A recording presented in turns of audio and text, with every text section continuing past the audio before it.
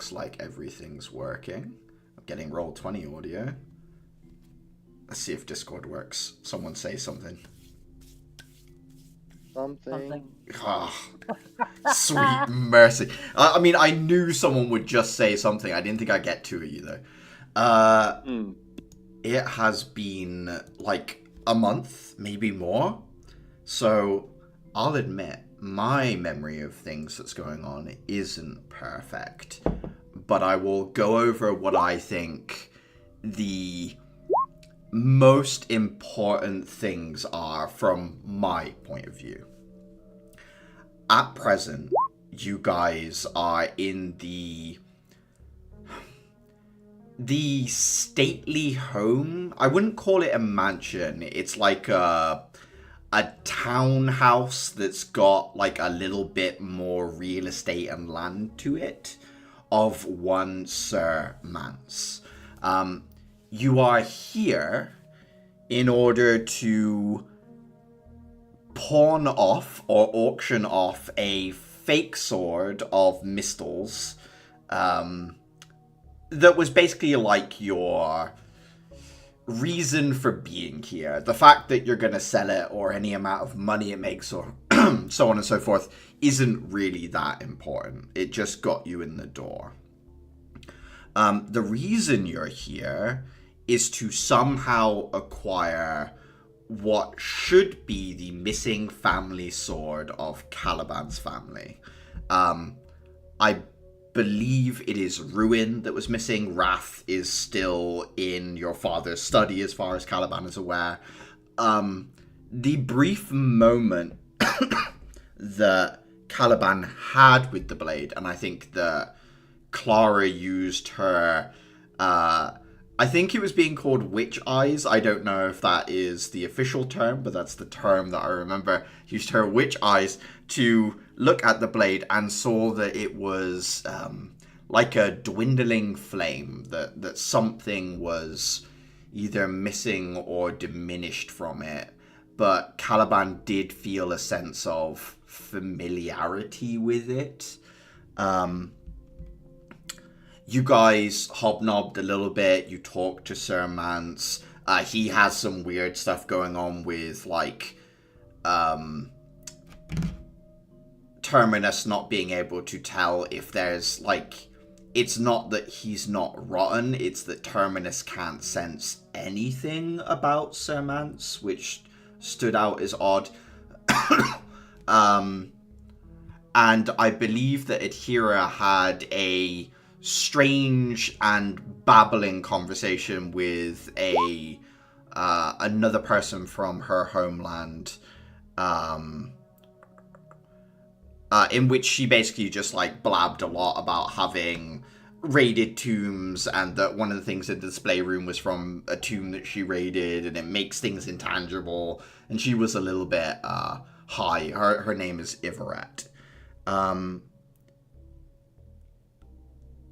At present, you guys are in the function hall. The auction is about to start, and the last thing I remember doing is, like, if this was a TV show, it would be the, like, dolly zoom in on Uther's face as he looks around, and, like, audio of Crescent saying, all the staff took their eye out in order to make me feel home, and him looking around and realizing that every person missing an eye in this estate is missing an eye on the same side as Crescent. As Uther sort of has the realization that this may well be the Glomide sort of headquarters, leadership, something like that. Big breath in, big breath out. Everything's fine. There's a lot of other smaller names. Yuvan Yor is the person who was checking all the items. Dana Mance is Sir Reaver Mance's brother. Obviously, Bahanir. No, is it Bahanir? It is Bahanir. I keep mixing it up with Berinian from another campaign. That's why I'm getting confused. Yeah, Bahanir had a conversation about their debt. And Adhira sort of like listened in on that and saw that his expression drooped, shall we say. Is there any details someone wants to throw in or wants to ask a question about at this moment? I'd throw in just for everybody's mental image. Dana is a gargantuan brick wall of a person, Yes. as far as I recall, and thus sufficiently terrifying. But she does not have a shell, so that's She does not have a worth shell. mentioning. Yeah. She was very interested in talking about what it's like to have a shell. I think she talked to Clara about that quite some, about what it felt like to use a shell. Otherwise, you guys just stood in the function hall. A man by the name of Marcel is currently describing some pottery that was found in the Zemes waste that seems to depict the coastline of Zemes cliffs still intact.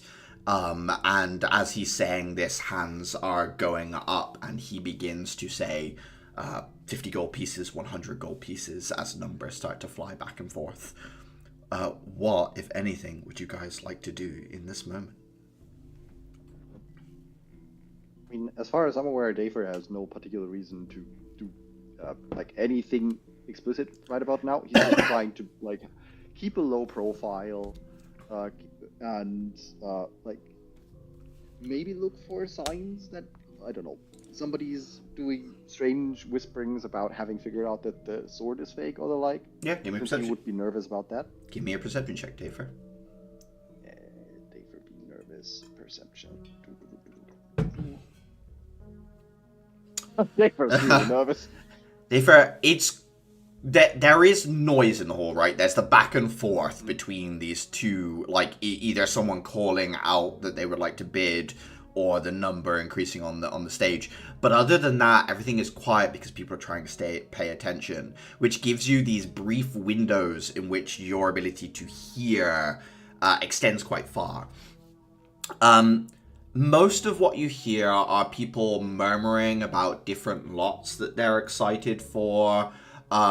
You do notice that a few of these veteran guards have come into the function hall, and it looks like the monitoring of people going in and out is much more measured. You hear one of the guards, as someone comes towards them at the door, come close, say, "I can escort you to the bathrooms, but I'm afraid we can't let you wander while items are being moved back and forth." And one of the individuals walks up, nods, and says, "Understood." And then they seem to go out with a guard, like, taken to where the bathrooms are. You notice that behind you. Other than that, Dafer, no one's like... The workmanship on that sword seemed rather weirdly shot. Like, nothing like that seems to be going on. Hmm.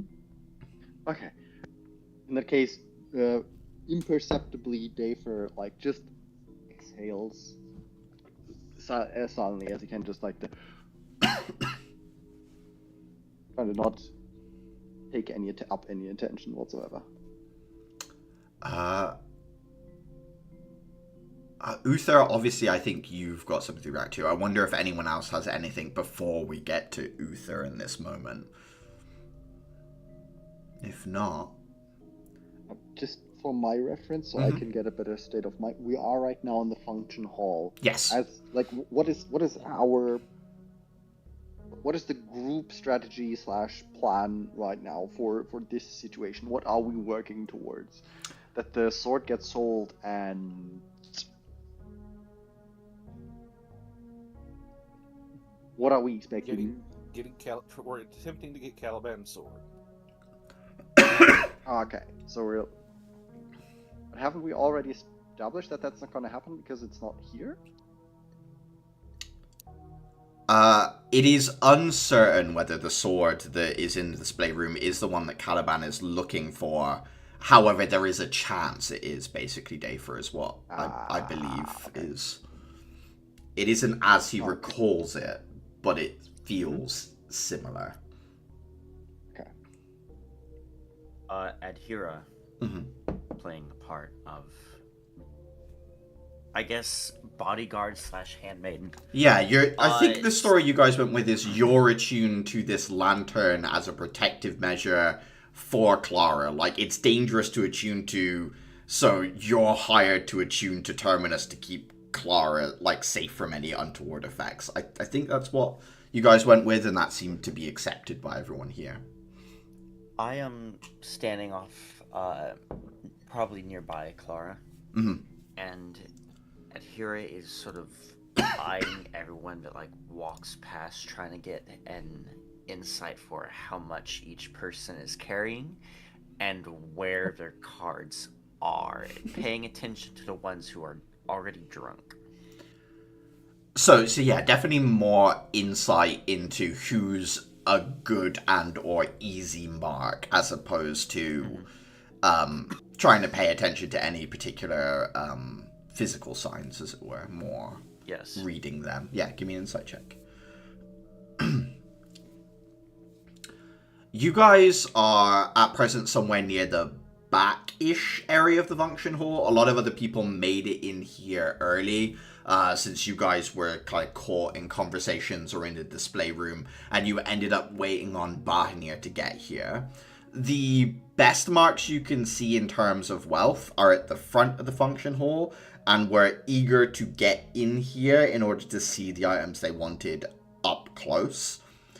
The further back you get, the more people have enjoyed the hospitality of Sir Mance, people that have drank the champagne, people who aren't really here to bid as much, as far as you can tell at Tira, but perhaps are a little less able to get bodyguards, a little less guarded, still wealthy, like, trying to work out, socialites is probably the word I'm looking for, but not like, there are some like judges at the front of this place, right, Atira, that would undoubtedly have an untold amount of wealth on them in some form or another, but also guarded.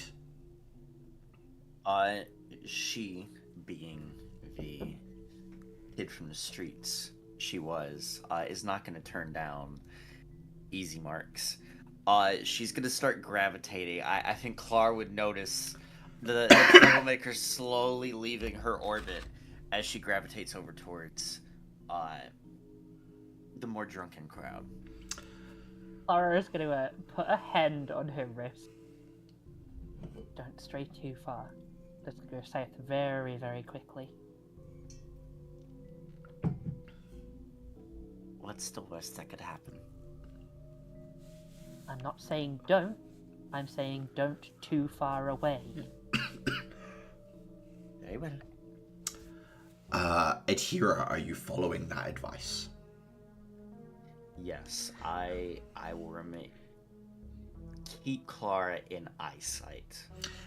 Give me a stealth check with advantage, because obviously you moving away from Clara is a little odd, but if you were to head all the way to the front of the hall, the guards that are at the back of the hall would find that very odd, so staying closer will give you advantage on the stealth check. I'm staying in this mid-region for the drunks. 17. 17, very good. And are you looking to dip your hand in a pocket and just grab whatever you find on a person that you're able to? Or are you taking a moment to try and find something particularly interesting, Atira? Is it like pure opportunity, or? I'm taking a moment. I'm gonna get this nice and calculated, and as I do that, I will also expend one of my crystals that I have up my sleeve, the enhanceability dexterity. First of all, give me a perception check, and that's to, like, look around and find what you want. The enhanced ability will help you with any sleight of hand to take stuff, but for now, a straight perception check on having a look around. Okay, 6 perception. Everyone is sat down, which when there's like gaps, it's easy for you to sit and like lean forward and find your hand into a pocket, but it is not the easiest for you to like just walk down a row of chairs and look in people's pockets, right? Like if they were stood up, you might be able to make out the shapes better, but the way they're sat makes it so that there's already ruffles and pleats in the clothing that make it harder to tell what you're looking for. While you're yeah, go on. This spell lasts for an hour, I believe. Yes, it does. I will, if I don't feel like I have something good, I'll wait. I'll play the fishing minigame. You know, Okay. Yeah. I'll wait for that perfect. You settle down a little bit and like take a breath, take a beat, and instead of like using the immediate advantage of the spell, settle in and take a look around. Clara or Caliban, is there anything you want to do before we finally get to Uther and his realization? I don't have anything in particular. No, that's fine. Other than keeping an eye on Adhira, I suppose. Yes. And Caliban, I guess you're mostly waiting for your lot to come up, this sword, or have you got something else? Yeah. Okay. With you two focused either on Adhira or the stage, Uther, in this moment of realization as you look around and Crescent's words echo in your head, is there any action you would like to try and take? I would like to excuse myself to the restroom. I'm going to put my hand on Dafer's shoulder and kind of guide him in between Clara and Caliban to kind of like, you need to take focus for a minute, and I am going to get in the line to be escorted to the bathroom. Yep. You head to the back. The guard there looks at you, Uther, and says, you need an escort. Please. Nods, opens the door up for you and leads you through to the restrooms. It's not like a hotel with like male, female restrooms or whatever, but there are like two toilets, one of which you are allowed into, and they close the door behind you, Uther. Nicely appointed bathroom, like tiled, decorated in the colors of Trismere, these like rich, verdant blue sort of colors. You are alone. I am taking out my little scroll device. Give me an Arcana check. Oh boy, I'd love to see it. Most modern buildings are built with like windows in mind and thinner walls. This is an older building. You realize as you hold up your scroll, this would not have worked if not for what had been done to it in the 24 hours before this. The upgrade that was put into your device, it does allow you to connect in this moment. What do you want to do? I am going to send a GPS ping type deal. I am sending my coordinates to Axel. Any kind of message with your location, or just letting him know where you are? We are cursed. We are fucking cursed. Is that all you're sending him Roll as me. context? No, that is just like the first salvo. Okay. Roll me a D100. Interesting.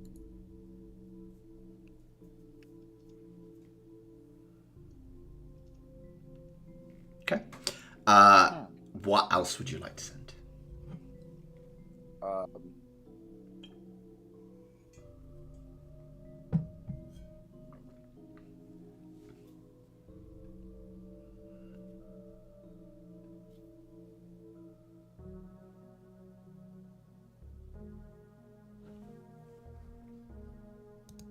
Please talk to our friend in the hospital ward. See if they know good directions out of here. Just in case. Okay. You send the message off. There is no immediate response, Uther, but as you're waiting in there, the time is ticking on, and you're like, it's starting to be suspicious that you've been in the bathroom this long, Yeah, before it gets too suspicious, I'll flush the toilet, wash my hands, head out. You are led back into the auction hall. Adhira, give me a perception check with advantage since you've taken a beat and are looking around with more purpose. There's the natural 20s. Fishing for it. Looking around, Adhira, there are a few people with crystal cards. Obviously, there's no real way of knowing how much money is on each of these cards. Beyond that, what you notice is a few people with casting crystal-like crystals on them. And one person has clipped to their belt essentially like a crystal wand. Which is like a step up from normal casting crystals. This is something that's been shaped in order for it to have like multiple charges of the same spell.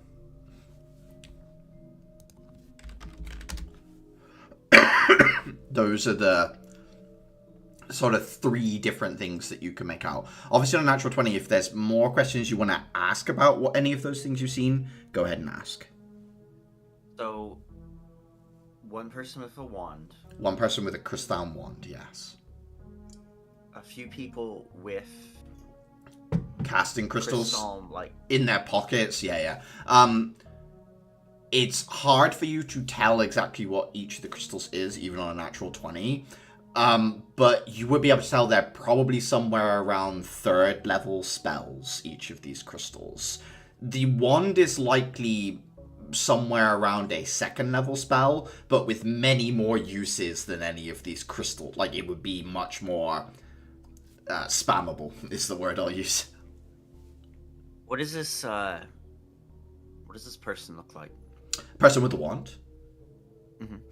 Person with the wand is someone who is dressed in a sort of a more modern business attire. So it's a gentleman in a suit in his early to mid-20s, you would say.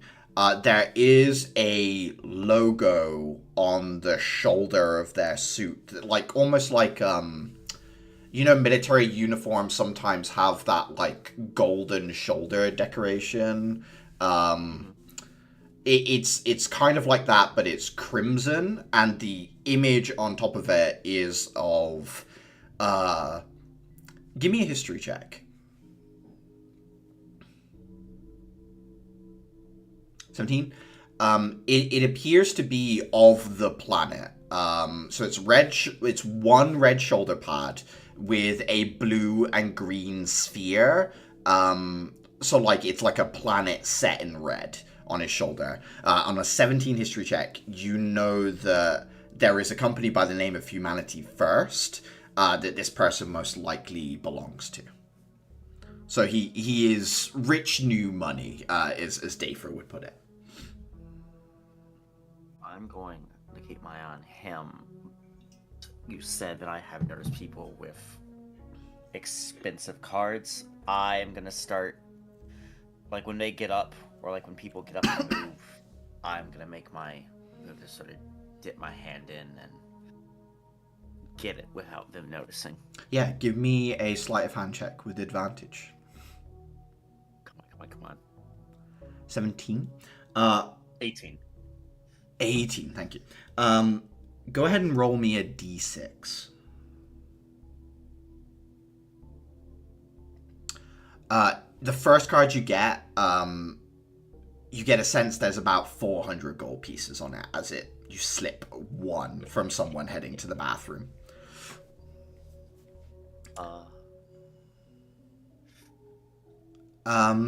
Clara.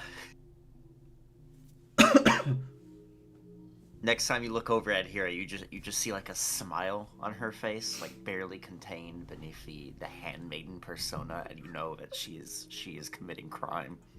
I pretend I do not see. All right, that's it for me for now. Uther, you enter back into the auction hall as at present someone is bringing into the auction hall a hunting knife that appears to be made from some sort of sea creature bone. It almost looks like obsidian, except you can see where there's like growth lines through it. And several hands go up as the number for this hunting knife like rapidly approaches about 1,000, 2,000 gold pieces as it starts to climb up. The angel blade that Caliban is interested in is not the next item, but the item after that. And you can see that all of these items have sort of been a warm-up to this first big item, and there's a lot of interest in the hall. Yeah, exactly. You can see that there are some people who are starting to, like, sit up more at the front of the hall and pay attention at this point. I want to retake my position with the rest of the group. They've been around me long enough by now. They can probably sense that I've tensed up.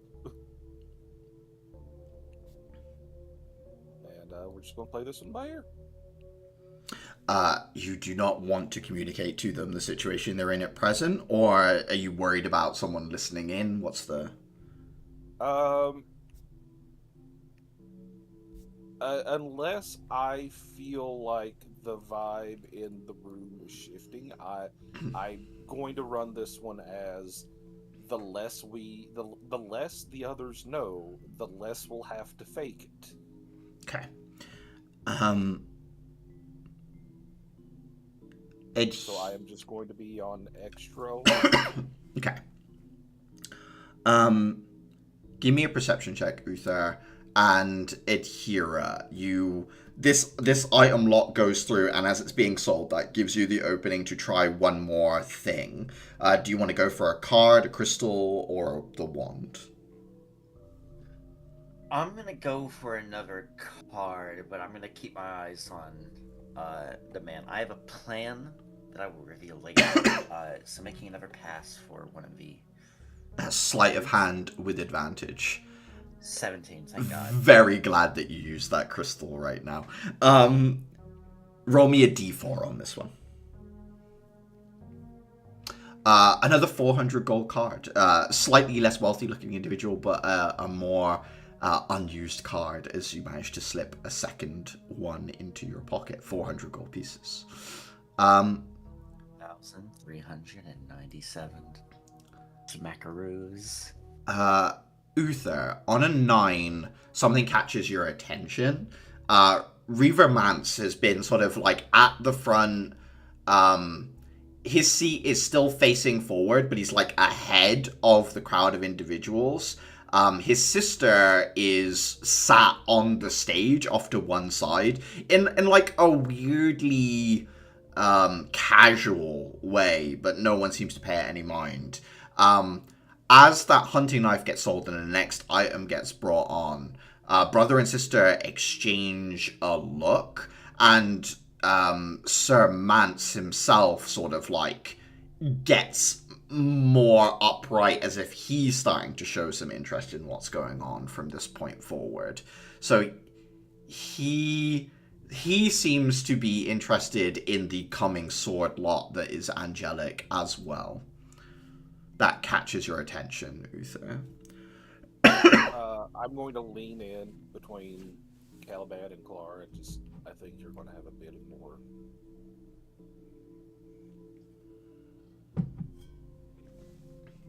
Oh boy. They're focusing on the coming lot. time moves forward, the next lot is a quick one. It's just like a few hundred gold pieces for this, like, it seems to be some sort of like Fabergé egg type thing, except it's like a painted dinosaur egg from the from the Zogan jungles. The Angel Blade is brought out on stage. It is placed on a, like, there's like a standing metal 2 poles with a split on the end, allowing them to place the blade out on it. Marcel begins to speak and says, our next item is an angelic weapon of unknown provenance. However, it has been linked to the concept of downfall. The blade itself, at which point Sir Mance stands up, clears his throat and turns around and says, unfortunately, a moral compulsion has come over me. This blade, I feel, as rightfully come across as it was, already has an owner. I do not feel, even for charitable purposes, that it should be sold. Especially given that the family I believe it belongs to is presently in this room. He looks up over at you, Caliban. One eye kind of meets yours and says, if the individual would like the auction to continue, they merely need to raise their hand. Otherwise, if they would like to have a conversation about the item, I would meet with them in my office. And he looks over at you, Caliban, and waits to see if you raise your hand or not. Out of character, he's saying the auction, like, in general to continue, or just the auction for this? Just the auction for this. He's basically saying, if you raise your hand, everyone can bid on this. But if you keep your hand down, he will meet you upstairs and you guys can have a conversation about the blade. I guess I could just, like, silently motion to nod, because, like, pointing it out would be, like, saying that you can bid. He nods back at you and says, as I expected. Unfortunately, the auction will continue, but this item will not be for sale. Would the true owner of this item like to meet me upstairs? His family and their entourage are certainly welcome to join. And then he motions for the blade to be repackaged and then leaves out the back. What do you guys want to do? I think we can silently, like, shuffle out without making too much of a scene. Yeah, I mean, people are gonna know it's you, Caliban. Like, the moment you start, because everyone's looking around right now, there's no way for you to sneak out of here without someone being like, oh, it was a Von Halig. The prestige on the name. Uh-huh.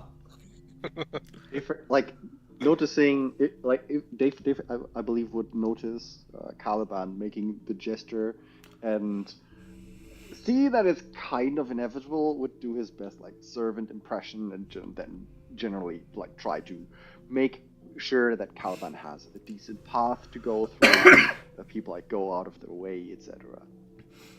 Okay. Yep, I need Dafer to part the room so I can aura walk my way out. You certainly do. Clara, Uther, and Adhira, are you also leaving with Dafer and Caliban? Probably not wise to split up, as much as I am sure there are things that I would want to try and buy. As I'm getting up, this new money guy, is he also up and moving, or is he sitting down?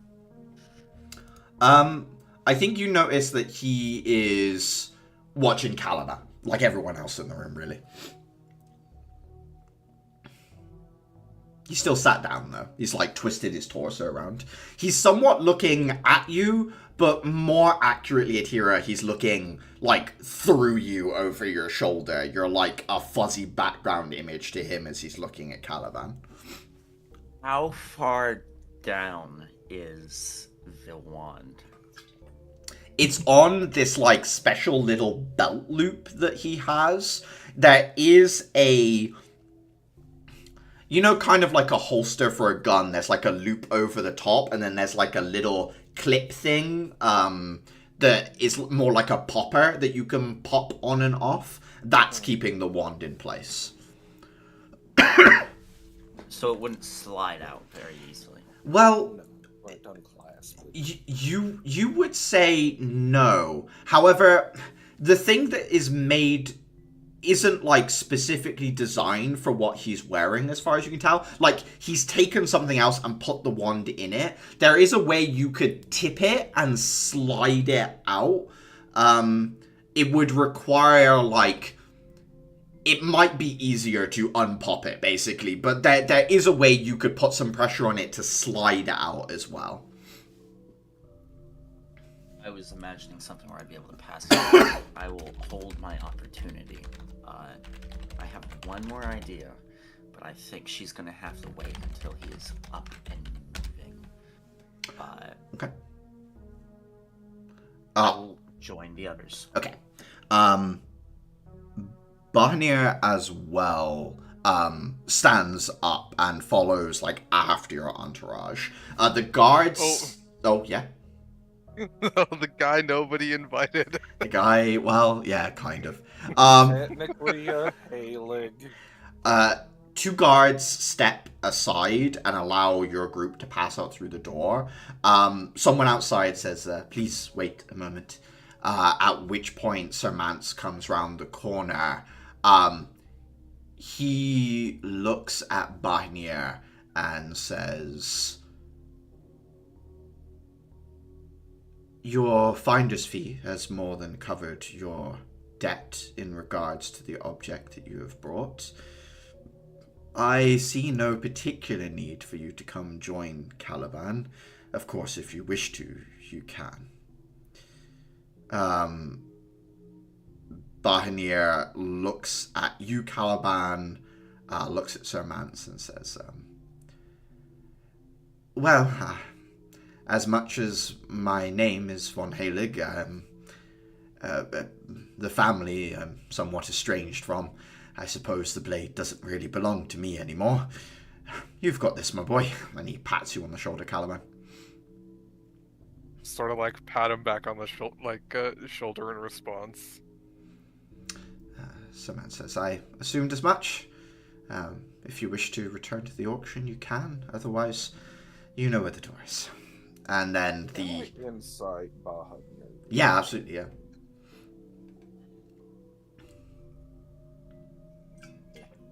On a 13, you've watched this guy be scared of Sir Mance all evening. In this moment, he's more scared of Caliban.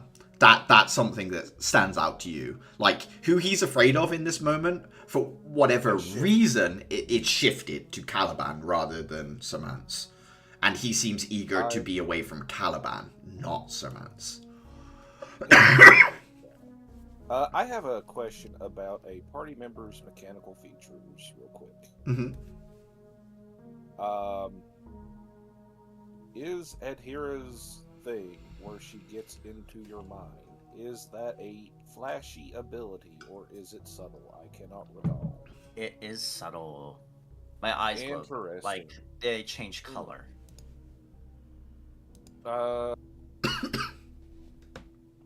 At some point when we're walking, I might, like, kind of kick the back of your leg and scratch my temple as we walk, and everyone's distracted.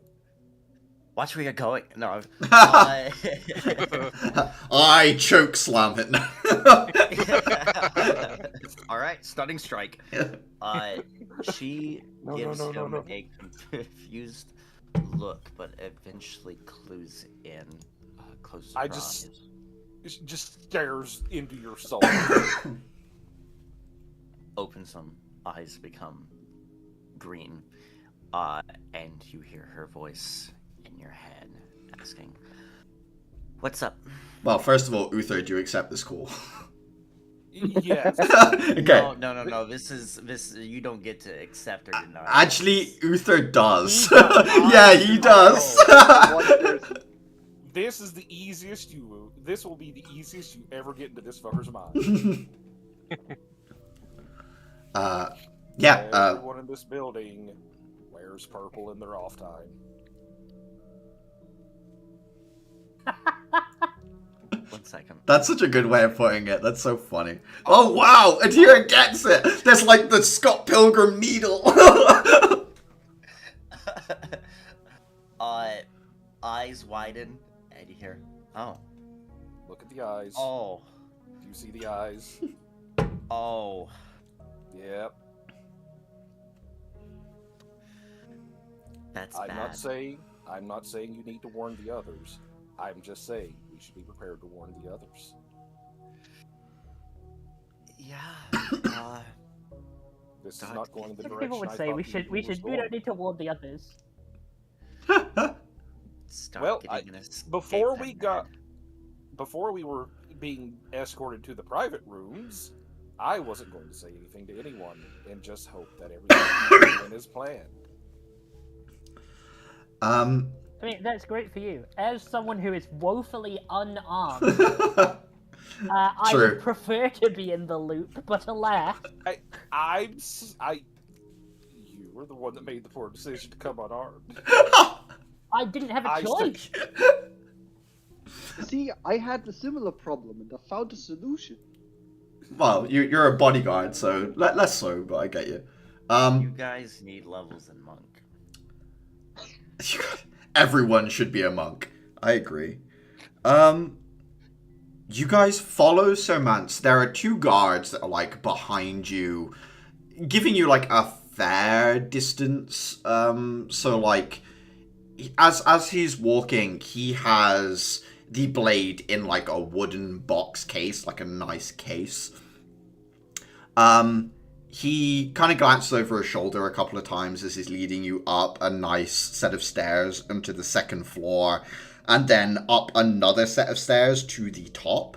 When you come out, you realize that this 3rd floor, like the whole footprint of the 3rd floor, is semi-open plan, and it's like his bedroom, his office, his work, like that. It's all devoted to just him up here, and there are some internal walls or curtains hung up and things like that. But as you get to the 3rd floor, basically like the entire house floor that you've been in so far is just one big open space up here.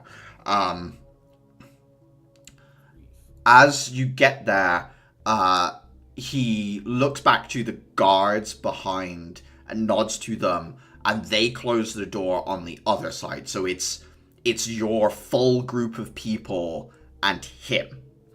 No one else is in this space. He gestures over to an area where there's this like big circular window that looks out into the street. Sort of semi-stained glass in different places, but most of it is like a clear glass. There's just like different areas of decoration. The scene on the stained glass kind of reminds you of some of the rivers you saw in Trismere. So it's like a little bit of home for him, basically. But beyond that, there are like a couple of sofas and like a big armchair that looks well used. And then he sets the blade down on like a coffee table and gestures for you all to sit and says, you would not believe my surprise when I came across this blade. That I am the one who gets to return it to you. I certainly feel blessed, Caliban.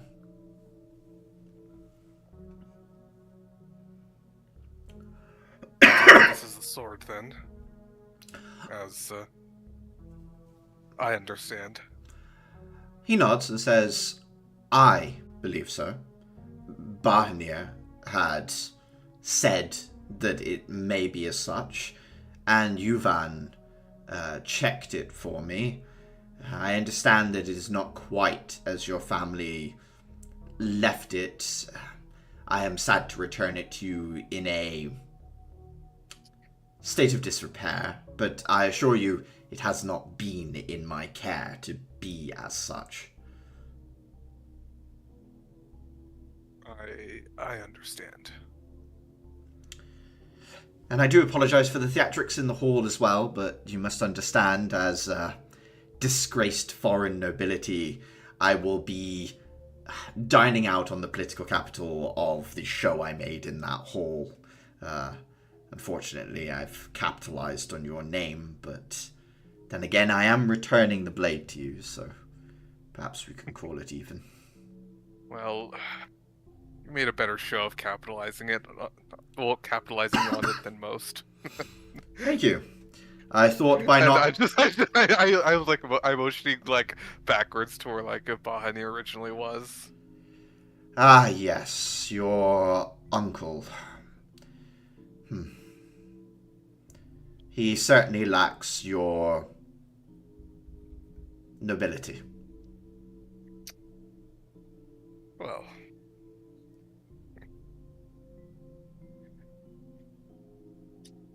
yeah, it's not really he's certainly not lacking in opportunism. I'll grant him that. He has his uses. Just from my mental image, have you all taken a seat on the sofas, or are you nosing about? Like, what are people doing? I'm nosing You're nosing about? Mm-hmm. as much as I can. And as I do so, and as Caliban and Miss Man converse, Lara, you have a voice echo in your head that says, "Hey, bad news." Very bad? Like bad enough that you shouldn't tell me because I might slap the taste out of your mouth?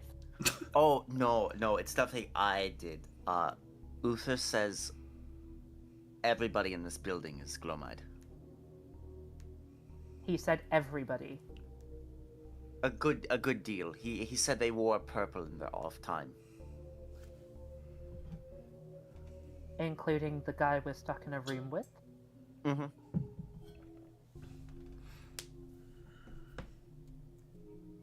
See if you can find something sharp for me. I like to imagine that if it comes down to it, she just sort of like upends her urn and like Terminus's head pops out and like regurgitates a knife. I'm also imagining Clara stabbing this guy to death with a letter opener right now. Yeah, like worst comes to the worst, I'll take my hair accessories out. True. Yeah, I'll start looking for something sharp. Not like just out of curiosity now. Give me an investigation check. That's your... While that happens, just for description purposes, I would not be sitting down. I would behave like the perfect bodyguard and stand next to Caliban and Clara, always on guard. Is Caliban sat on a sofa? Yep. Yeah. In which case, there's nothing behind the backs of it, so you could stand like behind him as he sat on the sofa if you would like, Dayfra. Yes. Clara, are you next to your fiance? Yeah, she'd be sat with like legs basically pressed up against his. Oh, jeez. That's such a funny... I know we're about to like throw all sense and sensibility out of the window, but it hasn't happened yet. Absolutely. It may not happen yet. I could be overreacting. You know, I don't know. Uther, what about You could, but you could also be underreacting. Could be. Does Uther want to take a seat, or does Uther have something else in mind as Atiris again? No, I'm going to be kind of standing off to the side a little bit, just monitoring the room. Okay. Are you monitoring the room more from like a threat sense, or like is there anything interesting I can see, or like some mix of both, I guess? Some mix of both. Give me a perception check. I would ask about like entrances and exits, but the whole thing is like an open plan room, and that's just It's like all walls, windows, and then like the big window that is like right behind Sir Mance right now. That's probably the easiest exit, quote unquote, that you can see. You do also remember, Uther, that the guards he has, a lot of them were posted on the roof. So as much as it feels like you're alone in this room right now, like 5 or 6 guards are like right above you, basically. Right above us. Yeah. I see like hatches in this room. Hatches in what sense? Sorry, like other ways up or down, like trapdoors? Hatches to the roof, like type kind of thing. Yeah, give me that perception check.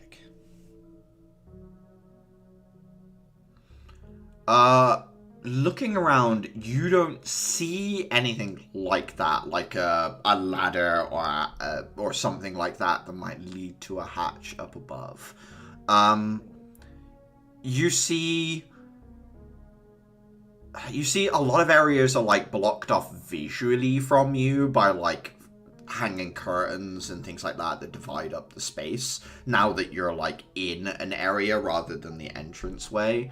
On your way here, you remember seeing there was a wall that had like indoor climbing, like rock climbing holds on it.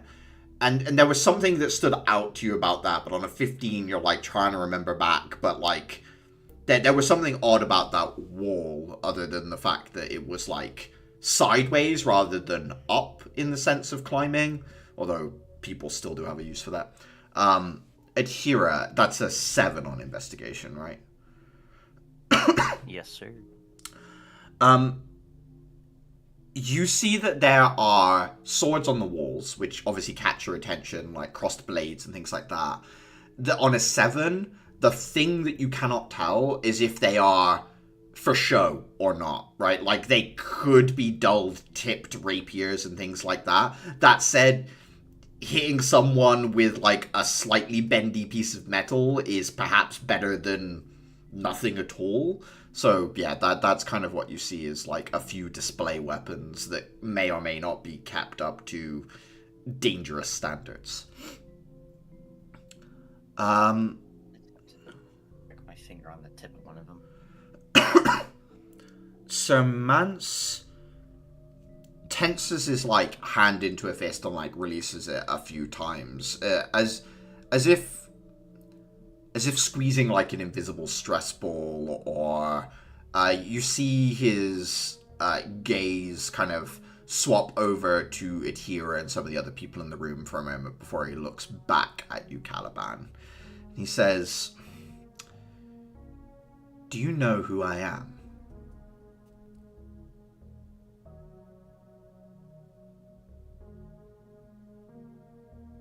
Do any of you Roach? know who I am? And I do not mean this in some noble do you know who you're talking to sense, because your station is far above mine. I'm just gonna sort of like tilt my head to the side and okay, I'll bite. To whom am I speaking to? He furrows his brow and leans back and says, "I knew your uncle was an unpleasant man, but I did not know that he would bring you here truly not knowing who he was bringing you to meet. This makes things a little awkward for me. Up until now, we've enjoyed a cordial relationship. Well, that's not true. We've been at odds for quite some time, just not on a first name basis.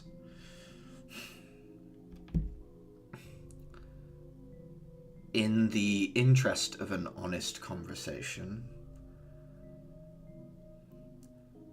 my name is certainly Sir Reavermans. However, I am also in charge of the Glowmite organization. I'm going to, like, audibly groan.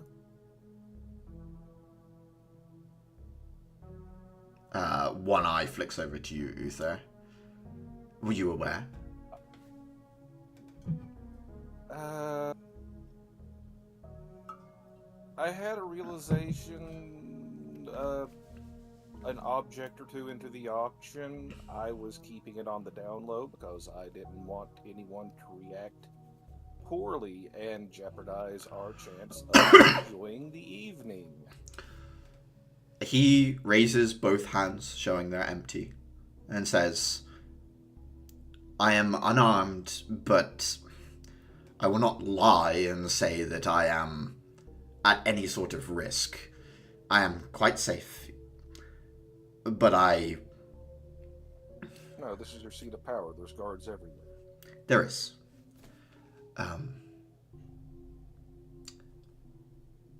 I will not lie, you caused me a great deal of uncomfortableness throughout your actions, and I have done you harm, and those you care about.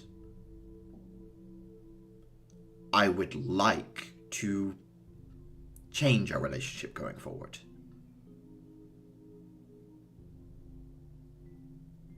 I regret to say this, but unless you attempt to change your entire business model and the way you go about it, I struggle to see how that's going to work. Well, What is it that you want, anyway? First, I simply want a conversation. You can ask me questions, I will be honest. In exchange, I will ask you questions, and you will be honest. And from there, we can build upon our knowledge of one another so that we understand that maybe we're more aligned than we thought we were. For a start, I will say you have done a great deal of work in that regard in restructuring my organization. It had gotten rather large and bloated, and certain individuals had taken actions that I won't say I wasn't aware of them. I was. It is hard to control individuals when they get a taste for profits. However, they are gone. And going forward, I am hoping it will be easier to build a more stable tower than it was before.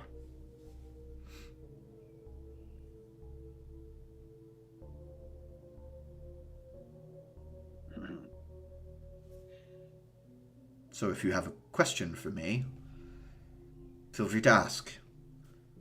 Well, no offense, but you kind of just skirted around the one I asked in the first place. What is the goal of your organization? Money is certainly one of the forefronts of my goals. I will not lie and say that I do not want things. I have desires for money, power, wealth. But I will say that I do not agree with the city and the way they have treated your academy, the way they treat lives on the battlefield. You must remember my first encounter with this place was as an enemy. I was a member of the Fourth House Rebellion, and I was defeated. I was brought here under similar circumstances to yourself, Clara. Originally, I was a ward of this city. However, it's been long enough that they've lost interest in me being watched.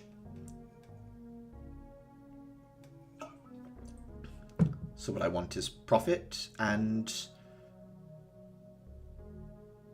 to do harm to the institution that runs this place.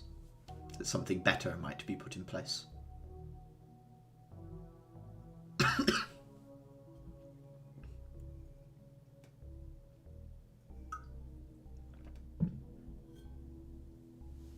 I think Dafer would give a somewhat slightly perceptible nod.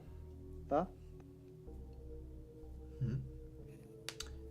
May I ask, is Crescent well?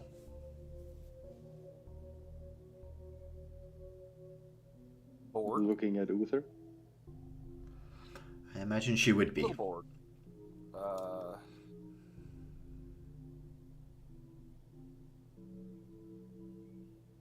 I'm going to counter your question with a question in that instance. Go for it. Whose genius idea was it to give her a succeed or die order on what was essentially a suicide mission? No such order was given. However, Crescent is Overzealous. overzealous, yes. When I realized she had been captured, I chose to... I believe she would be safer with you than with me. I am glad I was right.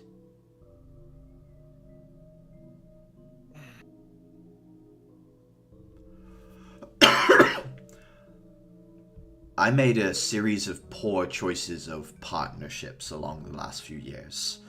First with the Azalea Foundation, and then with Sin. Both of which betrayed me and did a great deal of harm to a city that I may not like, but I certainly don't want to see destroyed.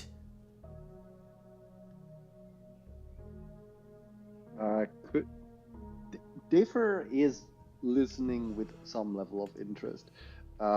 Could I get a check for how truthful he is about him not wanting to see the city destroyed? Yeah, give me an insight check.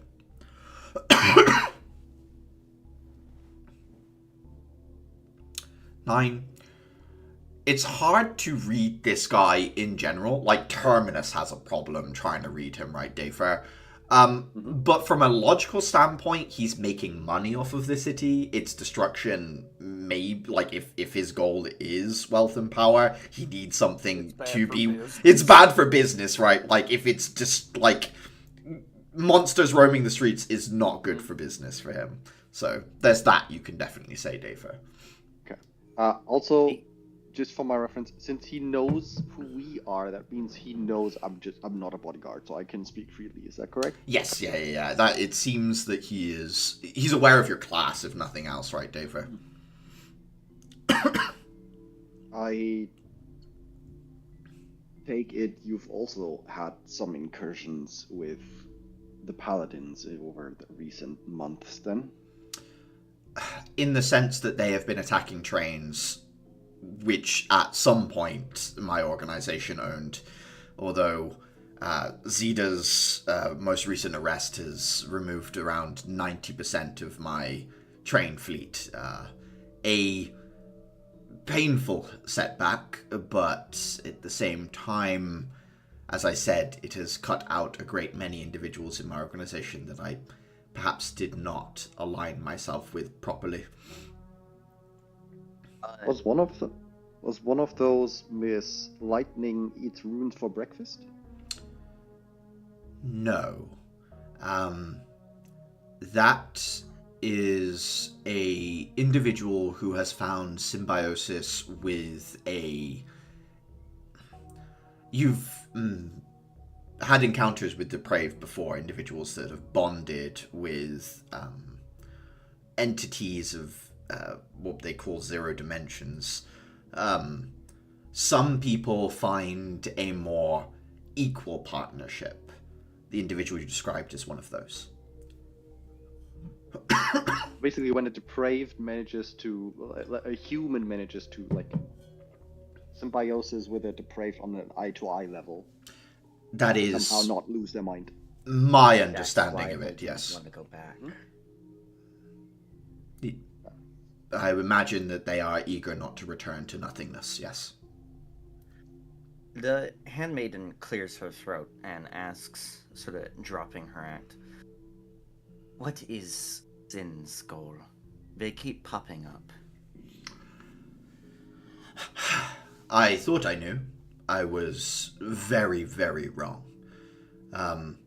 When initially I was approached by Sin, it was in partnership for the gloaming powder. They wanted to... Well, they are a research institution, and obviously a paramilitary group, but who am I to judge them for that? At first, it was a simple exchange. Resources for expertise, lab equipment, things like that were also granted to my organization. I had no idea that they were using the material to corral or otherwise control miasmic, and I certainly didn't know they would be unleashed upon the city. I knew they were using my trains to move things around, but I believed it to be research equipment. Before I ask this next question, I want to do a quick sort of soul connection with Terminus. Of the 7 sins, which one does he feel the most aggression, sort of grudge against? Terminus? Yes. Like, is it a very equal spread, or does he have one sin in particular that sort of really high on his shit list? Pride. When you made this organization, who was in charge? Did you encounter any of the cardinal sins? I encountered agents of theirs, yes. I struggle to say to you who of them was in charge. They seemed a flat structure, although I get the feeling there are certainly people that are hidden away that are more in charge. So even I did not get to meet them. Very well. Frankly, I preferred it that way.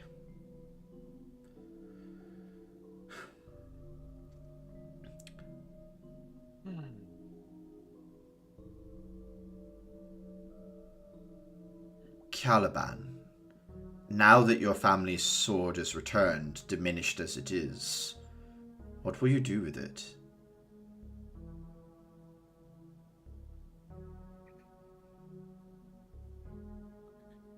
Returning it would probably be the most sensible option.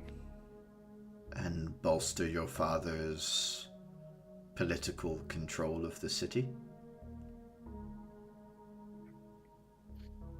I take it that's not something that would be ideal for you. Frankly, I'm not sure whether it would be good for me or not. I'm more interested in whether you think it would be good or not.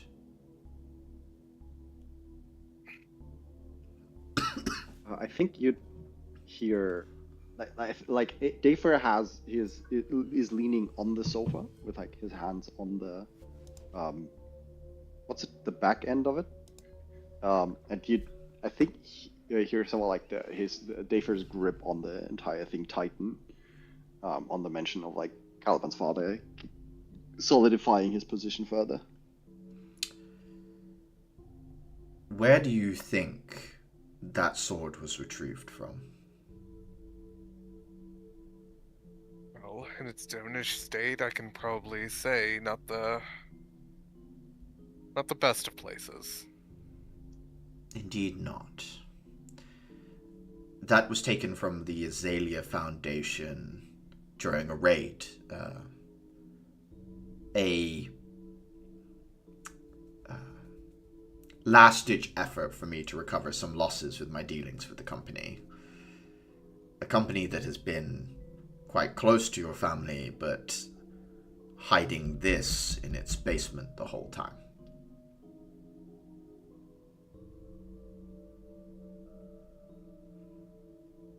Where did they get it from? Well, Money or a number of hands passed down between him and them? it's hard for me to say. I truly didn't expect to stumble across the weapon. But if I were to guess, I would say that they were the initial purchasers of it. I can't say that for certain. It's just a feeling.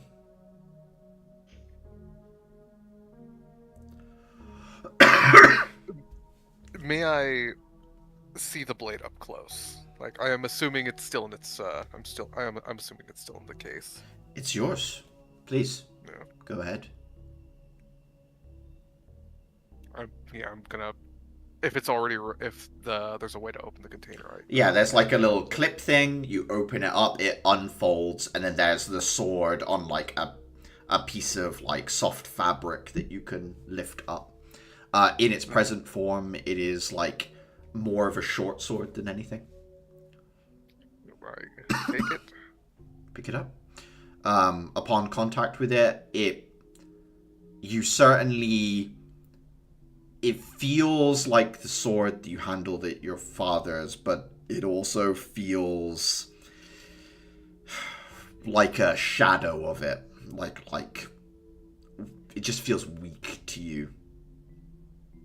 But familiar. Oh boy. What did they do to you?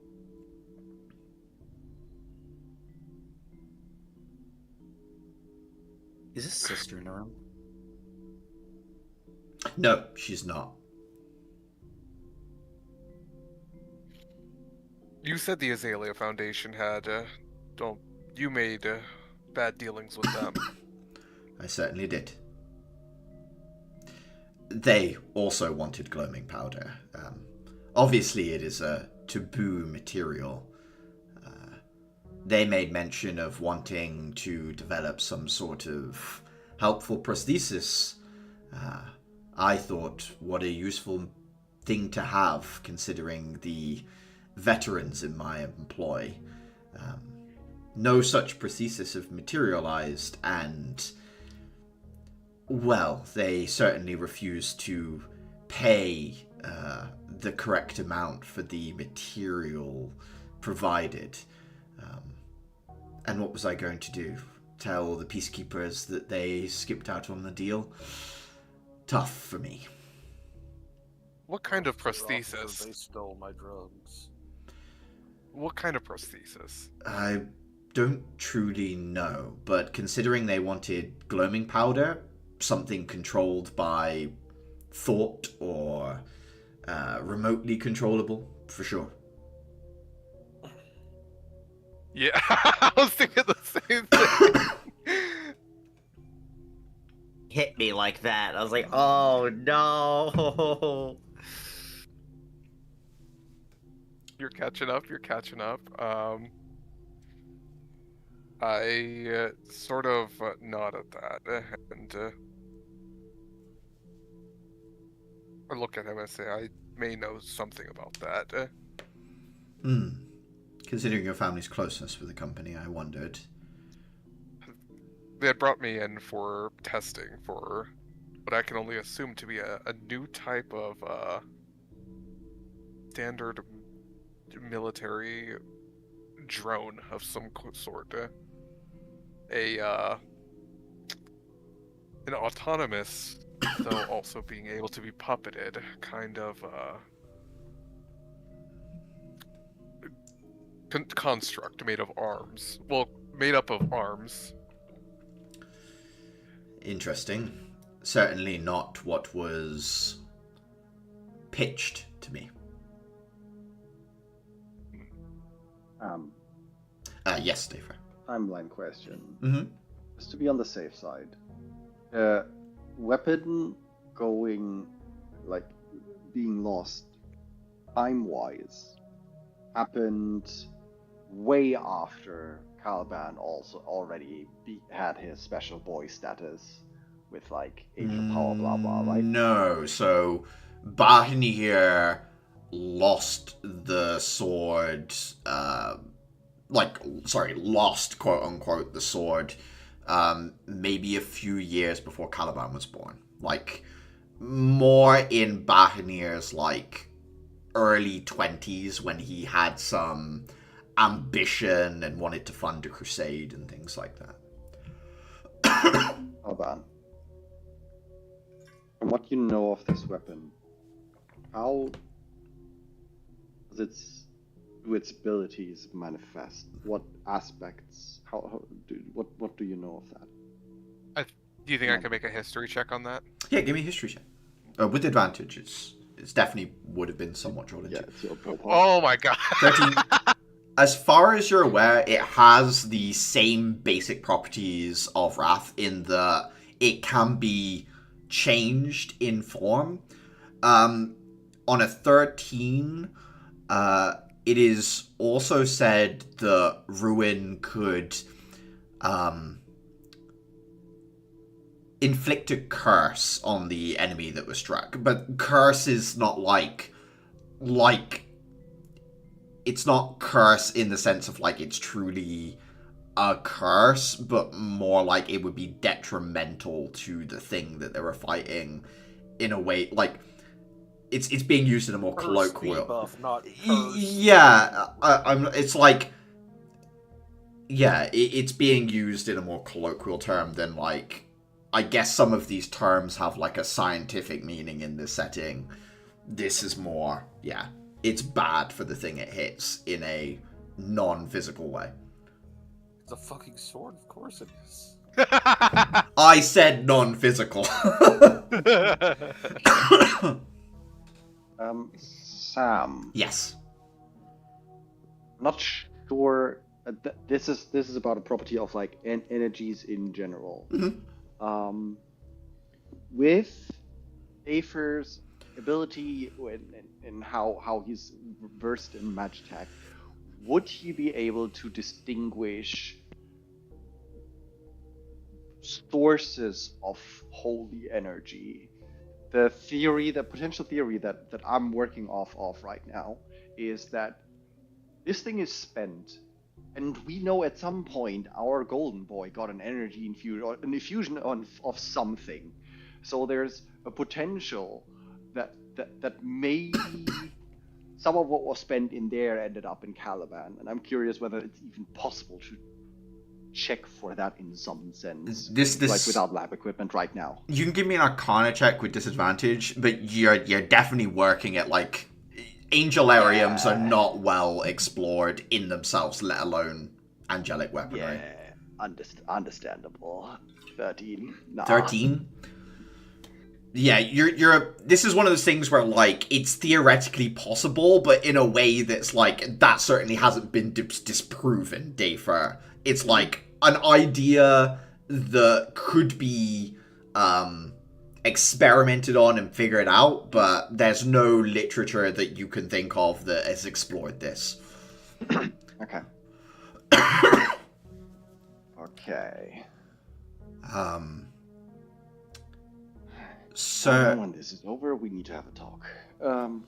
So Mance kind of like puts his hand on the back of his head and just like smooths down some of the grey hair there and says, "Look, I will own up and say that I have made a great many mistakes lately.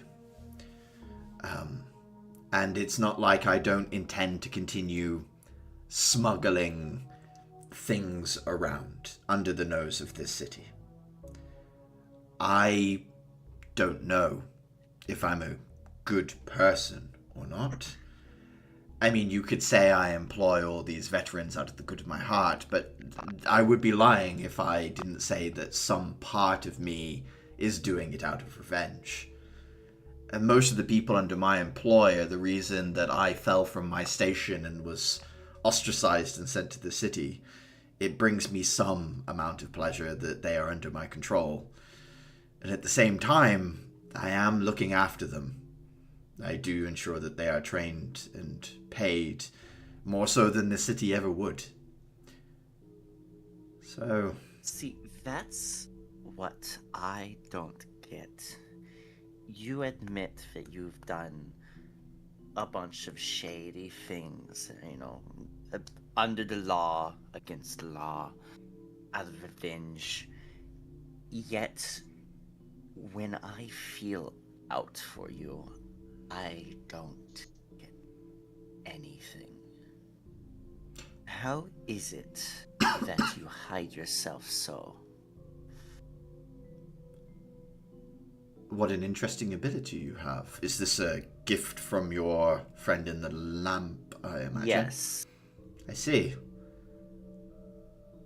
What do you have on you? I guess what I have is that the word you doesn't really apply to us. And he like pats himself on the chest. I've seen a great many battles. I have seen a great many people lying, waiting to die. I have seen people make deals with entities like your friends in the lamp, and I have seen people make deals with, say, the deprived. Well, during one battle, I lay wounded, but I was not alone in my wounded state. A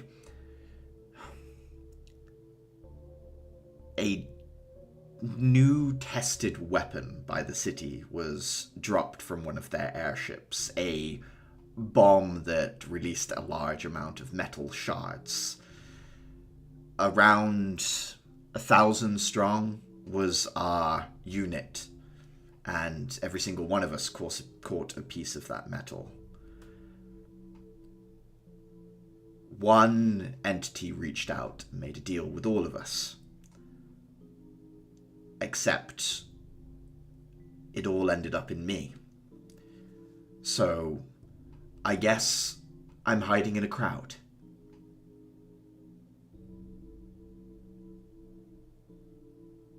Does your entity have a name?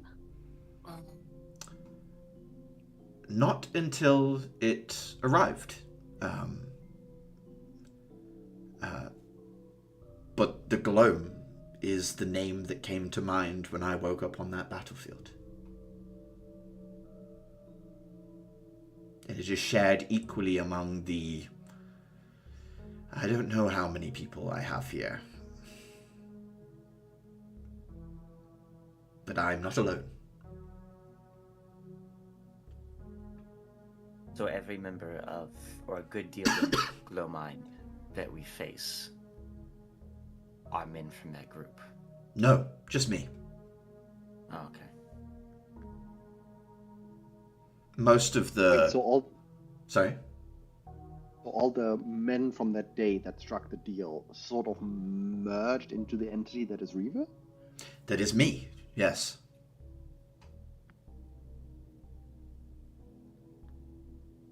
So you And all right the now have the others? personality of dozens of people at once?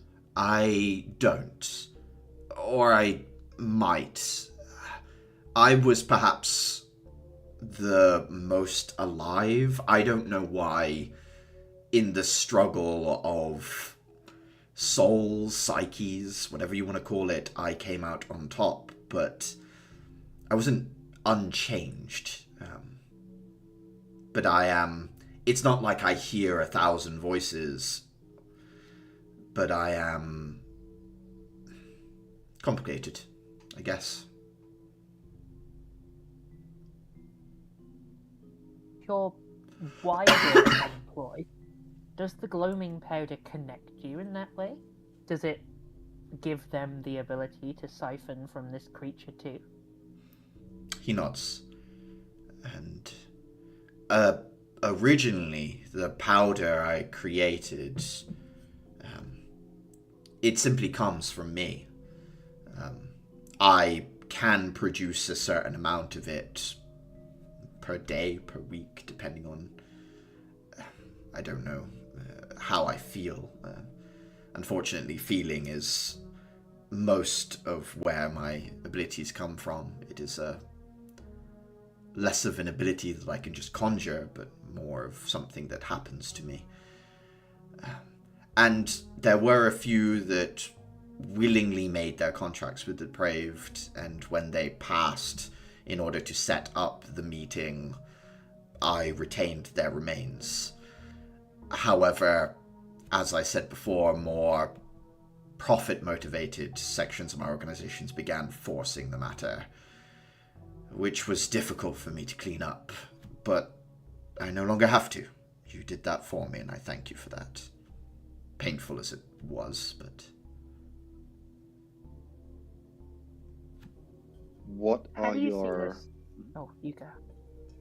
what are your profit expansion plans? I want to for the get next quarters? back to my roots, moving things around, connecting to... he gestures at Clara and says, there are individuals that I am connected to that I can share information with that allows me to avoid certain checks and patrols, to coordinate things. My desire is simply to skirt the laws put in place in order to make my profits.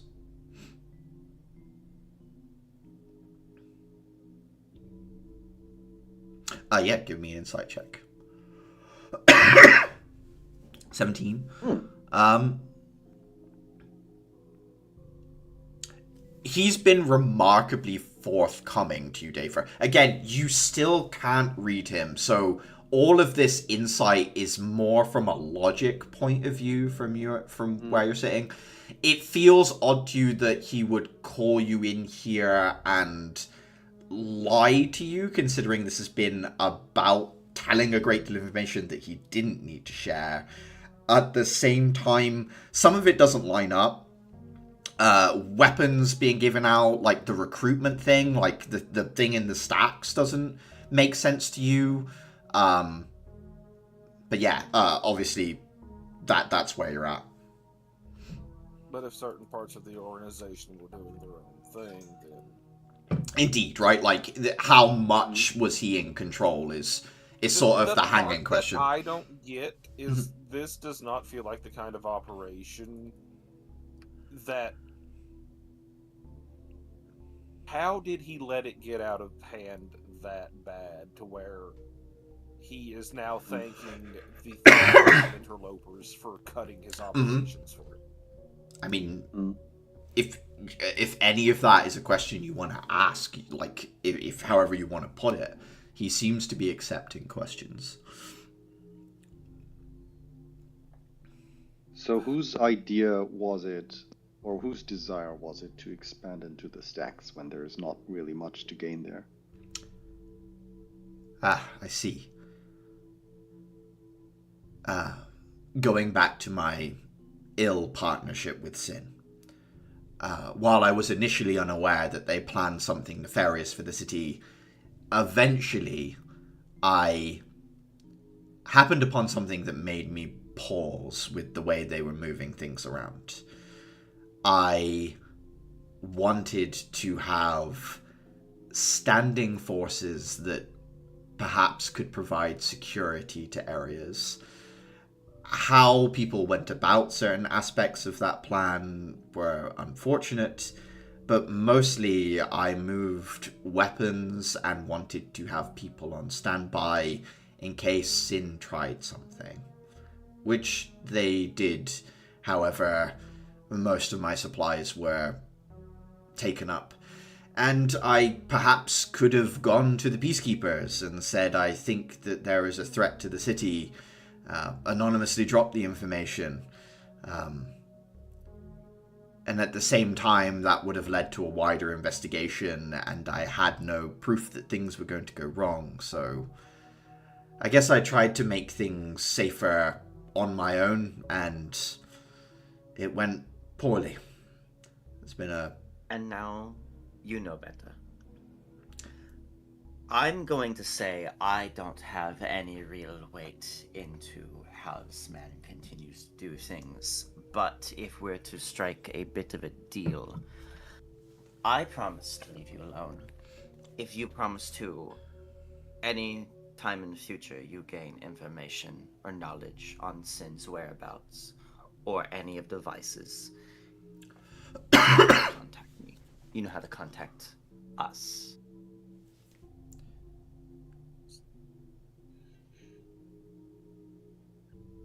Is there... I find it hard to believe that there is no lingering ill will towards me. There's no reason for you to trust me. I am doing my best in order to give you one. As such, I will say, it was Sin's intent to get hold of the artifact in the family Fjordis's possession. As far as I'm aware, they came across the daughter of the Fjordis family entirely by chance and kept her in some form locked away until she might have a use. She was then delivered to my organization, and we were told that we were to keep control of her, and that she would be used as a way to get hold of this artifact. If that was done, we were then to smuggle out of the city to Sin in exchange for more resources, more researchers, things like that. Well, that answers my question. As far as I'm aware, I believe they succeeded in taking the orb and left a replica in the vault. Son of a bitch. Where do you stand on the paladin? So far, as what I've been able to pick up from this conversation, you don't hate the city, you just hate the way it's run. Which is exactly what we seem to be getting from the paladin missive. Why are you not tied up with them now? Well, first of all, I don't think they'd approach me nicely. They've already turned over a great many of my trains, but they have a certain dogmatism to them, shall we say, that I find, I know this might be hard to believe, unpalatable. That said, I'm a businessman at heart, and if I were to find some way of contacting them and they were amenable to working together, I would not say no. Are you in contact with the group? Not directly. I see. Let's say they had contact with us. It was not pleasant. They have seemed to be trigger happy. I know that probably sounds rich coming from me. Yes, No, we met their sniper. Well, still rich. Look, I don't know, yeah. I don't know how many times I can say I've definitely made mistakes. But I've seen how you've all operated, how you clean things up. I would much rather be on friendly terms with you than allow bad blood to sit and get worse. I'd even like to ask a favor. What? Oh, let's hear this one. Crescent, I'd like her to remain with you all. Oh, well, Oh. we weren't going to give it back to you.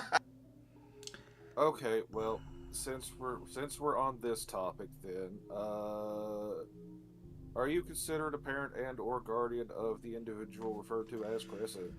Not in a paperwork sense, but yes. Okay, I have a very difficult assignment that I am dealing with right now, Tilts his head. and I want your input. Go ahead. The headmistress has expressed interest in getting Crescent into the program, and I don't know how to feel about that. I was going to discuss this with Clara later, but since we are discussing Crescent now and her remaining in our custody,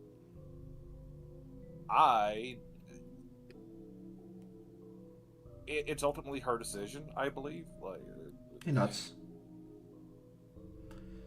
Listen, when I met the girl, she was in a far more desolate, and she had no love for life. I did my best to enable her in any way I could, and in that sense, I believe I may have fed, while the most talented, perhaps some of the darker parts of herself. In order to reform that darkness, I don't know what the best course of action is, but I can say I can talk to her. Supervision, of course. That might help. I don't know.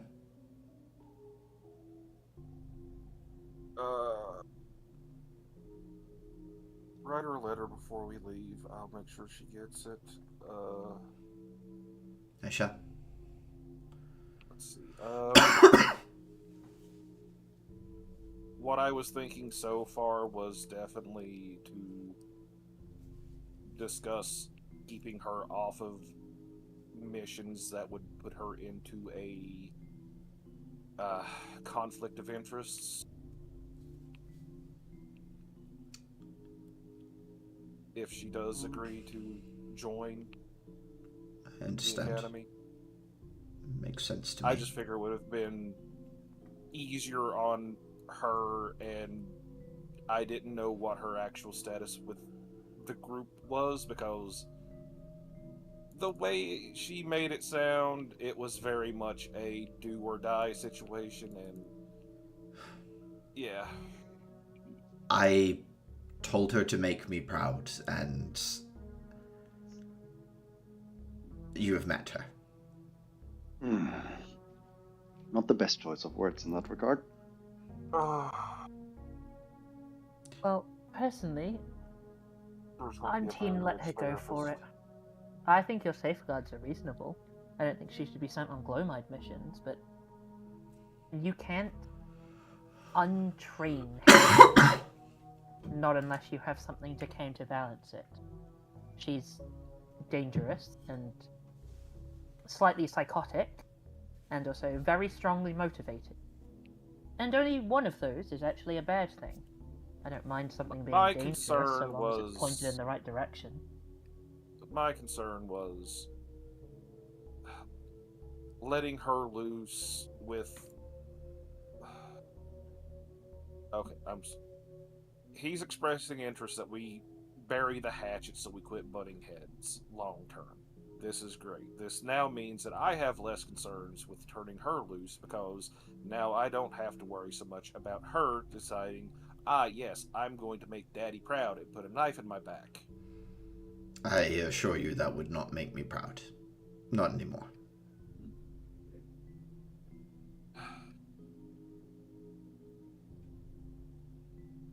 I have concerns dealing with assassins. Please understand. Professional understanding of the business. You just need to become so good that she just cannot assassinate you. You're halfway there, I think she would take that as a challenge. which is Then good. you just need to become better. I'm While going to look at this man with just despair in my eyes at what my group is saying. It's friendly competition plus knives. while I- this exchange takes place, I would like to look in general at like the body language and general demeanor of my fellow party members, except for Uther. His stance, I'm pretty sure I'm clear on by now, on how comfortable they are with the idea of such a truce. And just general connection to What I'll say is, Sir Mance will give you this room to talk. If you at any point would like to talk amongst yourself, you certainly can ask him to leave, and he will be on the other side of the door, and you will knock, and he will come back in. just for now in general, like Yeah. looking at my fellow party members, like what are the impressions I roughly get, like body language wise, if they give off anything at all? I'm confused. Uther looks confused. But I mean, from the way you talk, it seemed like you would be fine having such a truce going on. I mean, ultimately, like, I'm going to go with what the group goes with, but, like,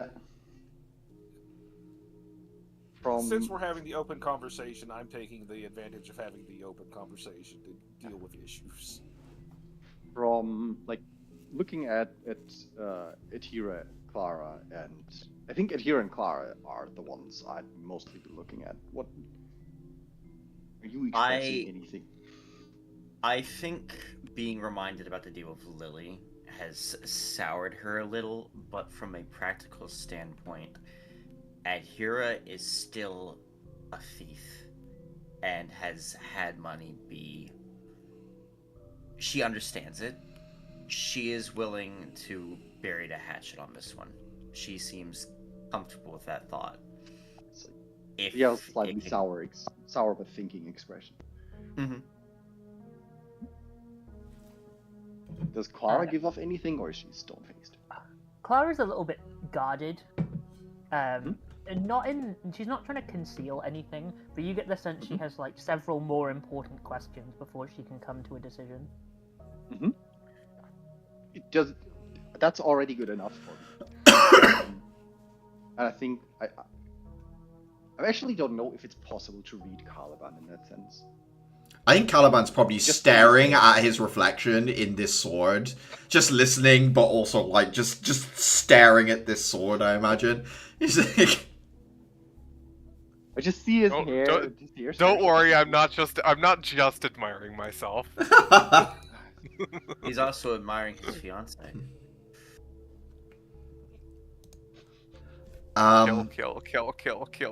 Kill. I think Sir Mance will probably pick up on the fact that you have a question you want to ask Clara and kind of like look at you. Oh, I have two things actually. Understood. What would you like to know? I was wondering if you have thought about the fact that the group you are speaking to, while not children, we are not free people. I mean, to some extent, sure, but we have both our duties to the academy, and then some of us have duties to other places. Like, Dafa will have to put the safety of his homeland above potentially your plans. I the same, and I also can't even go to some parts of the own city I am supposed to be living in. My question is, if you're just making contact with us now out of convenience, or if you ever intend to extend this to our professors, guardians, headmistress, etc. Without knowing the stance of these individuals, it was difficult for me to reach out. Considering our direct confrontation, I thought it best to make contact with you, and even if from an organizational standpoint no business could be done, I did very much want to personally try to assuage any animosity. That said, I understand that your homeland is in a difficult situation with a difficult governor, and as a smuggling organization, if you felt your homeland needed something supplied to them, while I would not do it for free, I would certainly do it. Oh, believe me, I have personal thoughts on your operation, but I'm merely talking about us as a counter-organization. And I suppose, to that end, I would like your permission to, probably shouldn't be talking about this actually, but look into your past a little bit. Don't do the thing. I'm It's going gonna to do do the thing. This man is made of multiple individuals. I don't know what doing the thing is going to do to you. Well, They're that's going to jump precisely you. why I need to find out. How much does this vague posting seem to unsettle him? I think I can heal if need be. his head does tilt because, like, when she says, "Can I look into your past?" He's like, "Sure, like, I just told you all about yeah, hire a private investigator to corroborate my story, whatever you fancy." And then the rest of you chime in with, like, "You will break your brain on his 1,000 person," and he's like, "What?" Like, This is Legion. Do not stare into Quick, do it. Legion. Quick. Yeah, but Do this it is before how you you do learn it. about Come Legion. then. This is not the only time I'm going to want to use this on a multi-personal entity. but he looks Now then never. he looks at you and says, "If you have some ability that will help us come to even terms, then feel free to use it." I do. That much is true. To maybe assuage the peanut gallery here, is it safe to peer into the psyche of someone with multiple psyches? I've been told that those who attempt to read my mind are met with not an overwhelming cacophony, but many whispers that mask the noise of my forefront mind. Beyond that, I cannot say what you are trying to do and whether it is safe or not. But certainly no one has died attempting to read my thoughts, simply found it difficult. See, there we go. Most I get is a headache. I am going to I told you so. I'll be taking for a break if this goes I'm wrong. on standby if things go wrong. Go ahead. I'm going to activate the witch eyes. Yeah, insight check with advantage. I need a better name for this. I've 29. already won the 29. Culture War. Yeah, true. Gazing at this man, I think there is a moment of kaleidoscope, Clara, right? Where, like, you're looking at him and all of a sudden, like, maybe not 1,000, but you see, like, blossoming off of him, not different people, but, like, him echoed back from himself, and with the glass circle behind him as well. It's, like, perfectly framed to give you this kaleidoscopic of color and see-through versions of him. And then you peer through to more of the core. And I think in that moment, with you thinking, I want to look into your past, that is where your, like, mind goes. You see a young boy training to fight as a knight. You see him reach an age where he is sat in a room and his father is talking passionately to what you think are, like, other nobles, saying, whether or not this fourth house is true and real, it is an image that people are willing to follow, and something needs to change. You kind of, like, zoom forward to people singing songs and preparing for the glory of war, sharpening their swords, putting on armor, and then it zooms forward to a line of soldiers with guns, with people running at it, and then the crack of gunfire, and scenes of individuals sat around campfires, kind of, like, staring off into the middle distance, thinking, this is not what was sold to me that this conflict would be. And then it zooms forward to you feel the pressure in your gut of, like, something extra in there, and you realize you're kind of, like, looking from his point of view. He's led on his back, staring up at the sky, and flying over the battlefield, there's not a bunch of carrion birds, but a single carrion bird, a vulture, something that very much doesn't fit the kind of environment you're in. It stands out to you.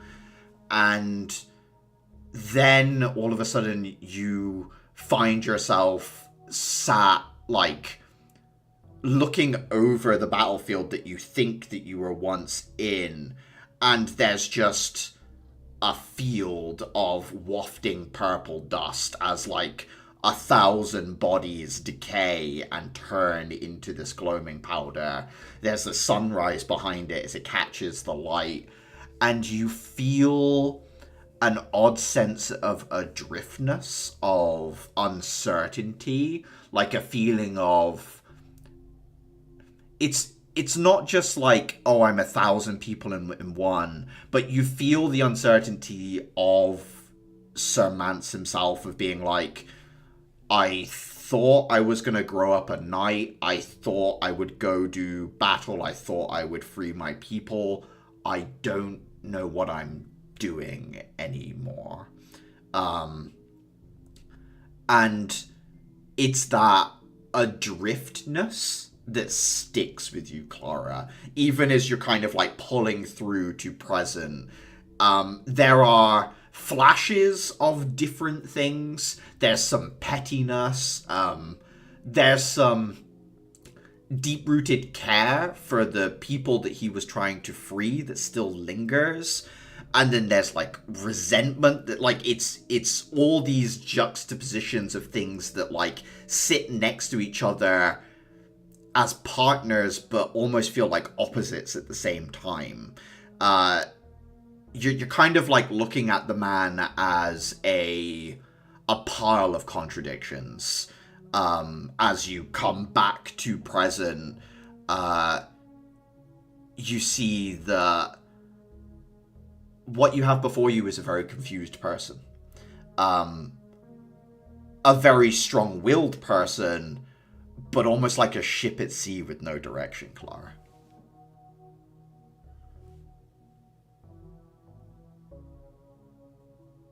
Clara's gonna sort of close her eyes, shut down the connection she's looking at. Wow, that's a lot. But I see it. I see where it's coming from. Depending on how far back you look, I've lived a long life. Much has happened. I can see that, yes. Then, I mean, I'm satisfied with what I've seen. It's not going to be perfect, and it might not work out at all, but I think some sort of solution is better than just fighting each other constantly. I think it is better to try.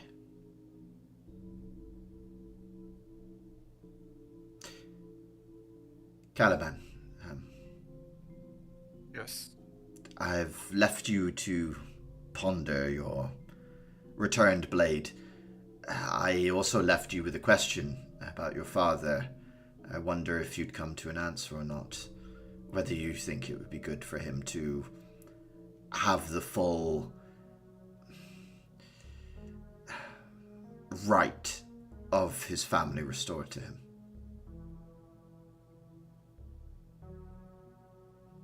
You've left me with quite a bit to think on, and I'm not sure whether my father is really aware of the going-ons of the Azalea Foundation, if it had this sword with them all along. And Bahanir was the one that provided it for them, whether directly or indirectly. Whether or not he's aware, I won't be sure immediately, but for now I think I might just hold on to this until I find out for sure. That is a good enough answer for now. I think it's fair to say the Azalea Foundation is no true friend to you, perhaps not even to your father. They've been accommodating, that's for sure, but never I direct.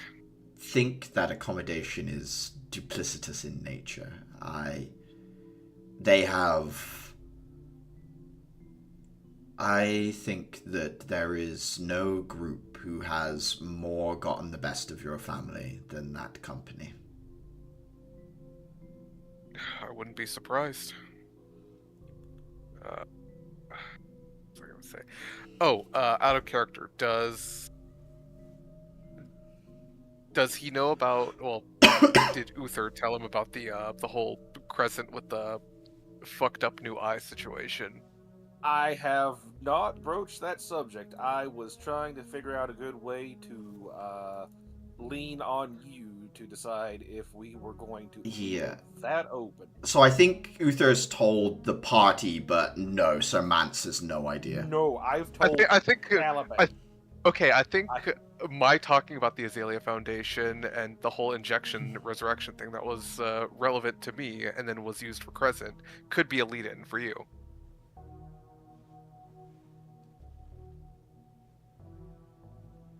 Yes? No? If you want to discuss with the leader of the drug smuggling organization about, oh, by the way, angel powers, and by the way, your protege is also affected. Like, if we want to go into that, we can. I mean, like,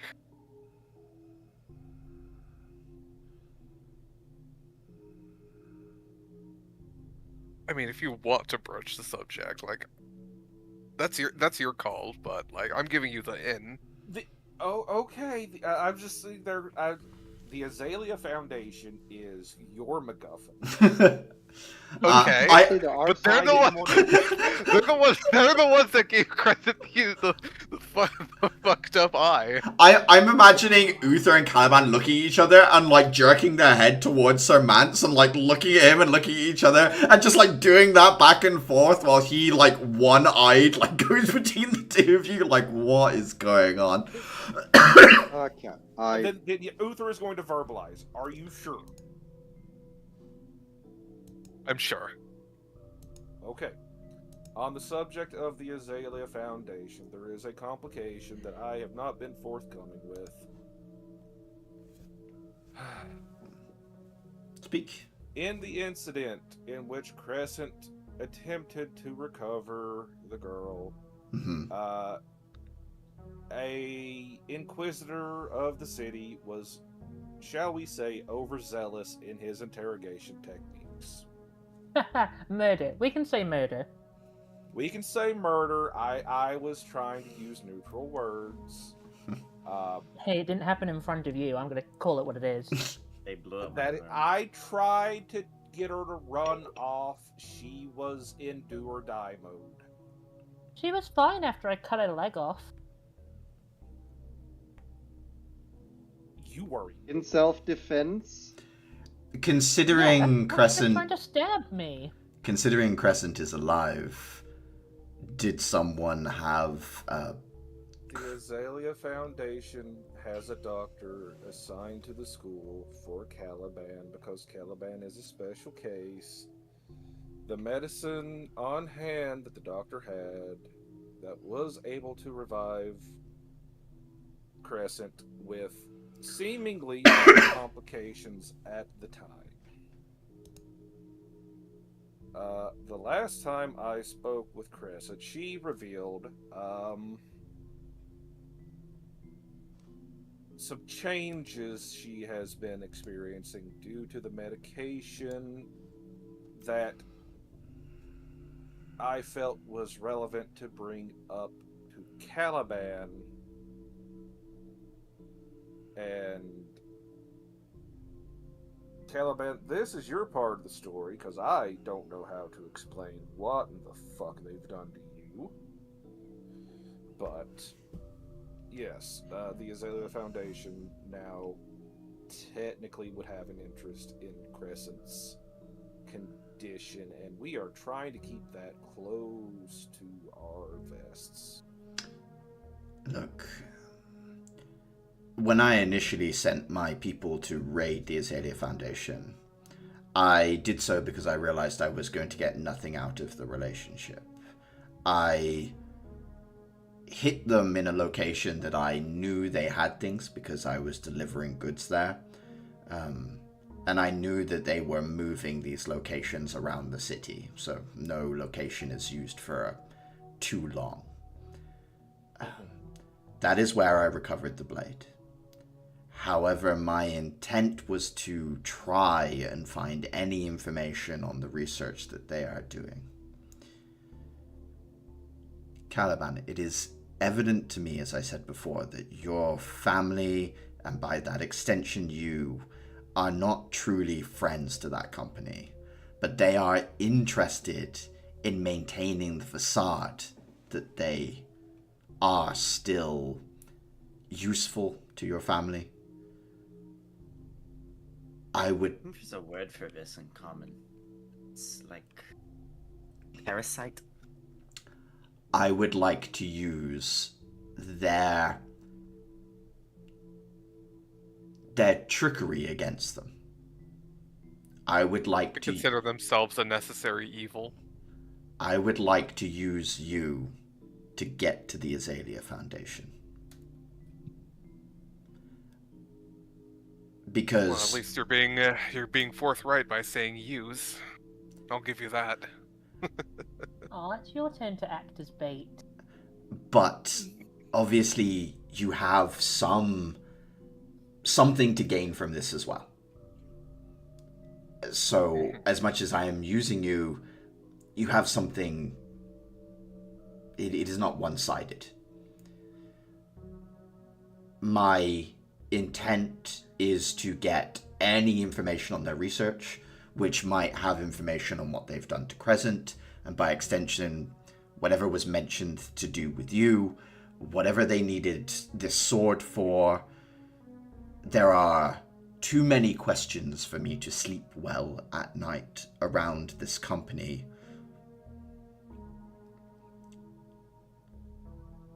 And I will say that my giving you this sword has a great deal to do with my desire for your assistance in this matter. You can take it whether you say yes or no, and you don't have to say yes or no now. But I think we can work together and find out what is going on with your family in that company.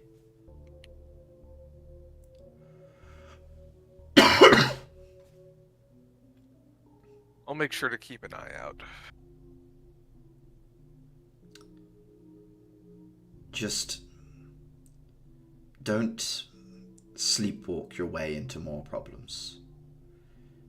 Your uncle knew that he was bringing you here to me, and he had no idea whether it would be friendly or not.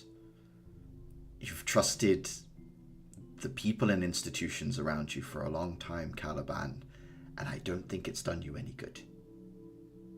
In Caliban's defense, us not trusting Bahanir is why you have, and I just circle around the room with my finger, just the group. I understand that you came here prepared. You said Not as prepared as I hoped.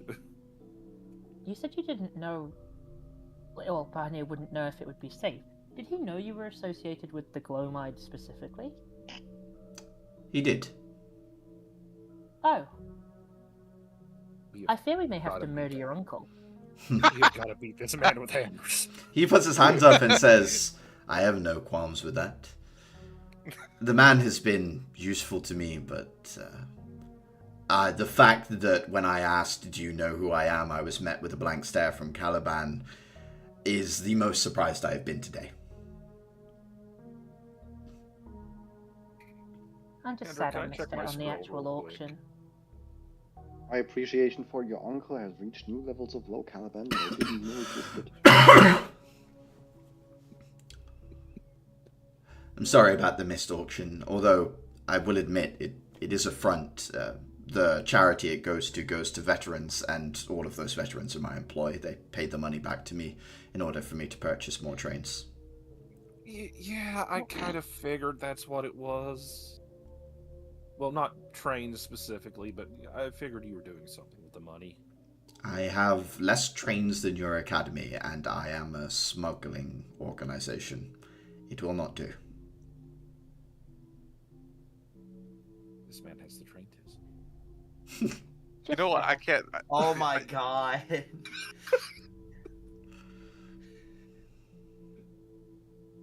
Hinder, really though, I would like to check my phone to see if it is made. If I have a very confused Axel on the other end yet. On that 5, Uther, wherever Axel is this Saturday, he's not looking at his scroll. You don't even have, like, the red check mark. Yeah. Gotcha. Oh, Gotcha. God. I'm going to He's- send one. I'm going to pull it out. I'm going to send one message. This is the most confusing situation I've ever been in my life. Okay. And I'm putting it back in my pocket. Mance looks at you and says, I can give you a contact detail for your Crystal tablets if you wish to keep in contact with me. Otherwise, you can send mail to this address, come visit me in person, however you want to keep contact, however you want to ask for favors, however you want to talk about business. I am here and waiting. Clara's going to put hers on the desk. I'll take it if you don't mind. He takes his tablet out and like taps it in order to like exchange information, basically. Thank you. Would anyone else? Ed here will. Taps. Sorry, what does he do? The ability to contact his, basically like his contact information, if you want to exchange it with him. Yeah, Dafer as well. Uther? I'll get it from the group. Okay. Caliban. What's up? Do you exchange contact information with Sir Mance? Yes. Okay. Only Uther hangs back, but I guess you're concerned about your upgraded scroll and what that might do, I guess. Yeah. Partially. Gotcha. I've already overplayed my hand with that thing once in the last couple of sessions. Very true. You see Sir Mance... Yeah, go on. Mr. Mance, Yes. for, I believe what we can consider between our two parties now to be the truth of swords, Certainly. the contact, on some level, I would appreciate it if at least the activities in the stacks could be kept on the as low as they currently are, which I assume to be non-existent. There may be groups. don't- There may be groups out there still using the name of my organization because it carries weight. I assure you, they are in no way affiliated with me now. The only group that carries the true weight of my organization are the veterans that are contained within this building and the extended training of them, and some of the trains that I will purchase and things like that. There might be some gangs out there that use my name for clout. I also see that I have caused a pain to a great many districts of the city. Once my organization is up and running, I will find a way to repay what I have done. Guess I'll keep an eye out in the stacks for some of those name thieves. Give them a little bit of a reminder on what it means to actually do shit in the stacks nowadays. If I can assist in any way, send me a message. I mean, if you have information about any of those groups, I would not mind taking a look or giving their hideouts a little visit. I do have some names and pictures of local group leaders, as it were. I can certainly dig out the ones for the stacks and send them to you. Be appreciated. Very well. I have a question. For him? Mm-hmm. Yeah, go for it. Earlier this evening, mm-hmm. you were talking with Bahanir. I was watching from the little garden. Pretty, by the way. Thank you. You mentioned something to him that made him very pale. I'm going to assume now that was something along the lines of he wouldn't be paid, or his debt would not be paid off because the sword was going to be returned. If I am honest, I wanted to watch the man squirm. You are entirely correct. I told him that he would not be paid for bringing Caliban here unless certain criteria were met in the meeting that I had with him. I fully intended to forgive his debt. I just don't like the man. Understandable. Just when I thought I was feeling sorry for him. Caliban, I think I might eat your uncle. What? Eat him? Feed him too. Cannibalism is frowned Oh, upon. to Terminus. We have got to get you a vocabulary study guide or something. The problem is she's reading all of those books from Verity, and I think they do use eating in that sort of context as well as many others. Wait. A green spectral hand just sort of comes over Cardinal. Tell me about those books sometime, Clara. I think you see Mance visibly sort of relax, that you guys are comfortable enough to talk like this in front of him, and that the word truce has been used a few different times. He looks at you all and says, I am glad that this went as well as it has. Would anyone like a drink? I would. I would. Yes? God, yes, please. He stands up and he goes over to one of those globes that's like a liquor cabinet. He opens it up and says, rum, whiskey, anything in particular? I'll try rum. Boom. Glug, glug, We're all glug. I know we're all grown. We're grown ass adults here. This is like adult a man negotiating with teenagers. 50 to yeah, but you're like all superhuman monster teenagers though. I think is the thing that like I'm like, this is a weird dynamic, and then I remember that you guys can punch through concrete, and I'm like, yeah, never mind. Yeah, I've been sitting here. I've been sitting here this whole meeting, desperately trying to get Daver to release the couch. I could physically eat Bahir. I would need like a few seconds of possession. Me neither. I imagine like Ed from Ed, Ed and Eddie just like swallowing the bed. Oh, swallowing the bed. Yeah. I think it's more like Naruto. She goes into possession and turns briefly into a giant toad that eats him. I think I watched something recently where like some character like does a thing where they like cutely go nom nom, and it actually like physically takes like huge chunks out of their body. I don't even know if I. Boo? No, I don't know what it is, but it was from something where like she was actually like summoning spirits or something like that, and they were taking chomps out, and she was just like parrying things around. Anyway, I'll be right back. I need the bathroom, but I will be back shortly. Oh Do no, you think no. he has a headset on? Yes. I know exactly what he's talking about, but I don't know what the anime is. I have no idea. I can't steal from this guy anymore. I can't. You can't steal from him directly. We still have the matter of the fake sword. He's You should probably warn him about the fake sword. I mean, it won't make a Although, difference, right? If they're just paying him back the money. Yeah, the money is just going to him, so like he loses nothing. It's just a matter of whether he bids on the sword or whether he because his sister was fairly excited by it, or whether he lets some other poor sod get the fake sword. Well, for all we know, we could just wash our hands of it and let Bahanir take the fall. You think I've got to he's be honest, banging his like, sister? it might not be the sword that was promised, but it's still, like, a decent quality sword with some electrical powers.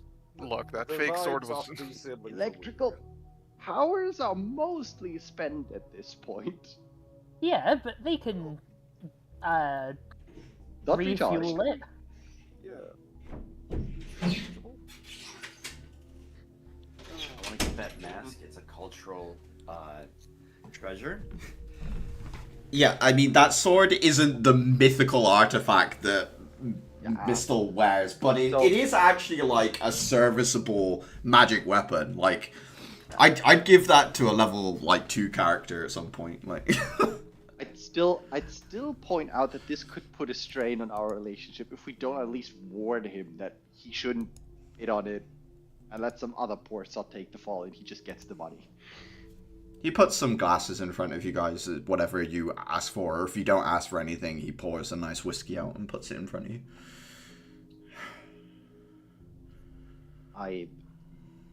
I'm afraid I can't really appreciate this. I haven't acquired the taste. Well, the first step to acquiring is trying. Dafer makes a grimace because he has smelled alcohol before.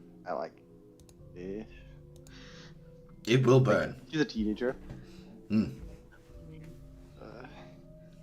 Whatever he has handed me, I am just going to take sips out of. I am not going to. It is a very, Oh, and one go- like, oaky whiskey, basically. I mean, Dafer is gonna take a sip. He is a teenager that hasn't drunk alcohol before, so he's going to make a face. Is there anything more that we need to discuss business-wise? Any more questions that maybe you're just curious about that I might have an answer to? I don't want to harp on about it, but since we missed the auction, I know you said that most of the people here are in your, like, employ anyway. So what happens to the items they buy? Do they just go back into storage? Oh, the charity that the money goes to, all of the people that receive money through that are in my employ. Many of the people here will go home with the items, judges, up-and-coming individuals from companies, things like that. Many of the people in the auction hall do not know exactly where they are right now. Shame. Why? What were you interested in? No, there was just a couple of things in the hall that I thought were really cool. I do have some people downstairs who are planted that could purchase something. No, I don't think I could afford it. There's a lampshade mask. Clara, I don't think I can afford it. Atira, I would like. The burial mask, I think, would do you more problems than good, Atira. It is very much a sought-after object that, shall we say, the 3Ts are looking for. I take it the 3Ts are not going to return that to Laments.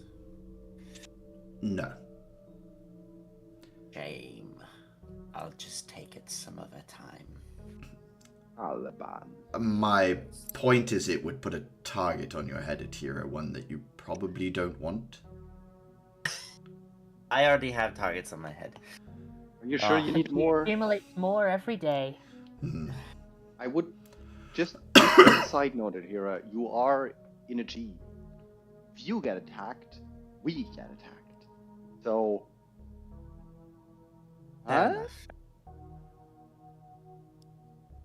My apologies. Also, Caliban. And Dafer gives you like a meaningful look, trying to impart on you the matter of the fake sword.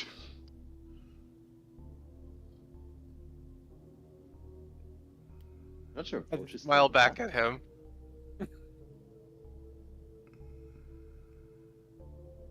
Really? Don't think he says anything. Yeah, that's what, like Dafer understands his smiling back as I ain't gonna do jack shit about this. So Dafer is just gonna respond with really. It's a lose-lose situation.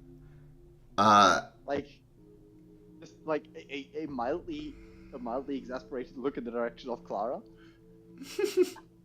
Fine. The sword isn't exactly as we might have told you that it was. Why are you letting him down softly? You're just gonna make it worse. He looks at the sword So in. much sharing. He looks at the sword in Caliban's hand when you say that originally, Clara, and says, Oh no, not that one. one that we the brought. sword you brought is not Dragonbone." I can't even remember. Is it Dragonbone? No. No, it's a nice forgery. It's based on Dragonbone. A forgery. A very good one. You are a bold group of individuals. We didn't know what we were getting ourselves into. And in retrospect, had this conversation not been so nice, I would have felt even better about doing it. I was fully expecting a fight, I'm going to be completely honest. I thought I was going to get out of here with a body count. I was also fully expecting a fight. I thought that when I revealed who I was, when you said you didn't know who I was, and I was like, oh shit, I'm going to have to tell them in this moment, and they're probably just going to swing. I sent frantic messages to my professor, and he has not picked up his phone all evening, so that's probably in your favor. Without the gods, how strong are you? Physically, not that strong. But magically. I have a great deal of magical talents that involve moving things with my mind. Ho ho. Oh, everything on that wall just starts flying at us at once. Got it. My sister, she has no shell, but I do not believe there is one among you that could best her in combat. No, it didn't seem that way. By the way, David just quick shrugs. question. Yes. That will come up later. When I looked at him with my eyes to try and get a feel of him with Terminus, I can detect his life, but I can't get a vibe on his, standing, his security. Yeah. Because But you're looking at a legion of people. But I can detect life, correct? Yeah. He's alive. All right. Yeah. Yeah.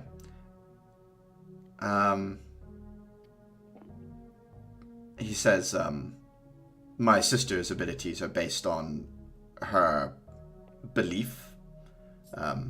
Exposure to the gloaming powder has caused a strange reaction that I've not seen with anyone else. If she belief powers. If she believes she can do something, she pretty much can. So all we have to do is talk her out of doing it. She is, she's motivated by testing herself. Honestly, she's not really involved with what I do too much beyond being interested, like someone might say, I got into a new hobby.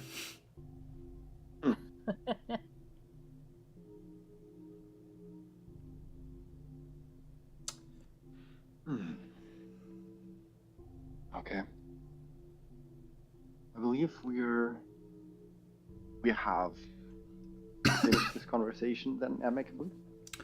Yes, as long as your professor isn't about to storm in the door and attack us. My friend sent a message that won't happen. I sent a message to defuse the anxious, overprotective werewolf. There is one more thing I would say. unsure if you're aware, but the investigator that you helped, Zeta, the individual she arrested was in fact in my employ and was the person who owned the majority of the trains that I was using to move things around. The evidence she presented against him, though, as far as I can tell, that's falsified. She planted documentation linking them to certain things that I absolutely would have not left in his care. So yes. That's nice. Yeah. I'm not saying he wasn't involved. I'm just saying the way it went down Was not kosher. wasn't accurate. So, just in case you weren't Someone aware. is willing to get their hands on it to get what they want. Law enforcement being corrupt must be a day ending in Y. Would you like me to see you out? I'm sure that you probably still feel some level of unease being on these premises. Would not mind. He stands up, like ice in his glass, like clinking as he finishes the last of his drink. Says, "Follow me." Letter for Crescent. Oh, yes.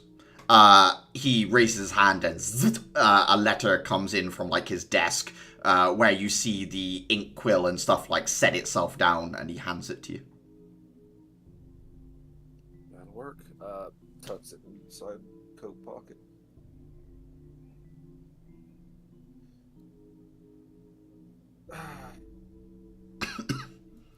Oh, this is one nightmare over. This was quite nice, actually. Please come by for dinner, drinks, whatever you fancy at whatever point. And then he leads you down the stairs back towards, you can still hear the auction going on in the other room, but he leads you outside to the main gate. You absolutely see like 5 or 6 of these guards with their long rifles leaning over the roof as they like point down their guns at you guys walking out, and he like turns and like raises a hand, and they just slide quietly back and says, "Sorry." It's alright. It's alright.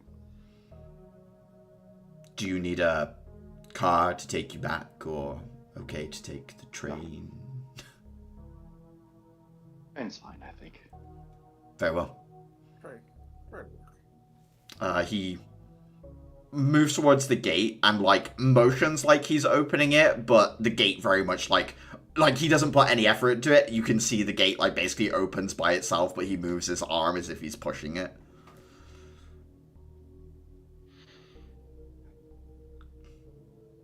Thank you, and have a pleasant day. You as well. Pleasure talking.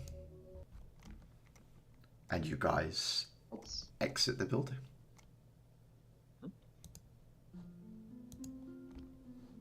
Once we're a little bit further away, by a little bit further, like, at least on a train. You get to like near a station. Dafer would like lead over to Caliban and be like, I know it's not really my position to say anything,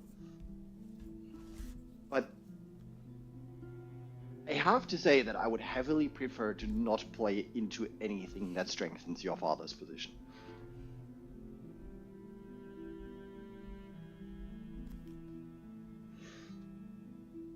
The situation is difficult enough as it is. I am not sure it would be in the benefit of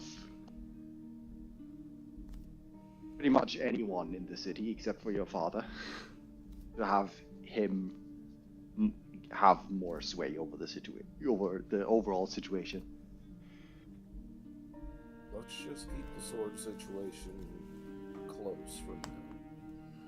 Worry about the political ramifications, you know? Yeah. Also, I didn't get to express it earlier, but the fact that this thing is so spent I mean, you talked about how you weren't always as energetic and healthy as you are nowadays, Caliban, right? It's kind of tough for me to not try and see if there's a connection between those two facts. I'm sorry, you cut in a bit on my end. What's up? Okay. Dave, Where did I cut? Wondering. Oh, go on. Where did I cut out? It was just like a little bit of a crackle throughout, but... Okay. You mentioned that that you were not always as healthy as you are now, and that the sword went missing before that, and that the I think Azalea before his. Foundation... I think before Caliban's birth. Yeah. And given that the Azalea Foundation had the sword, the Azalea Foundation was the one that did something that changed your health attitude, tampered with you in some way, and that the sword is now out of energy. It's difficult to not make some sort of connection there.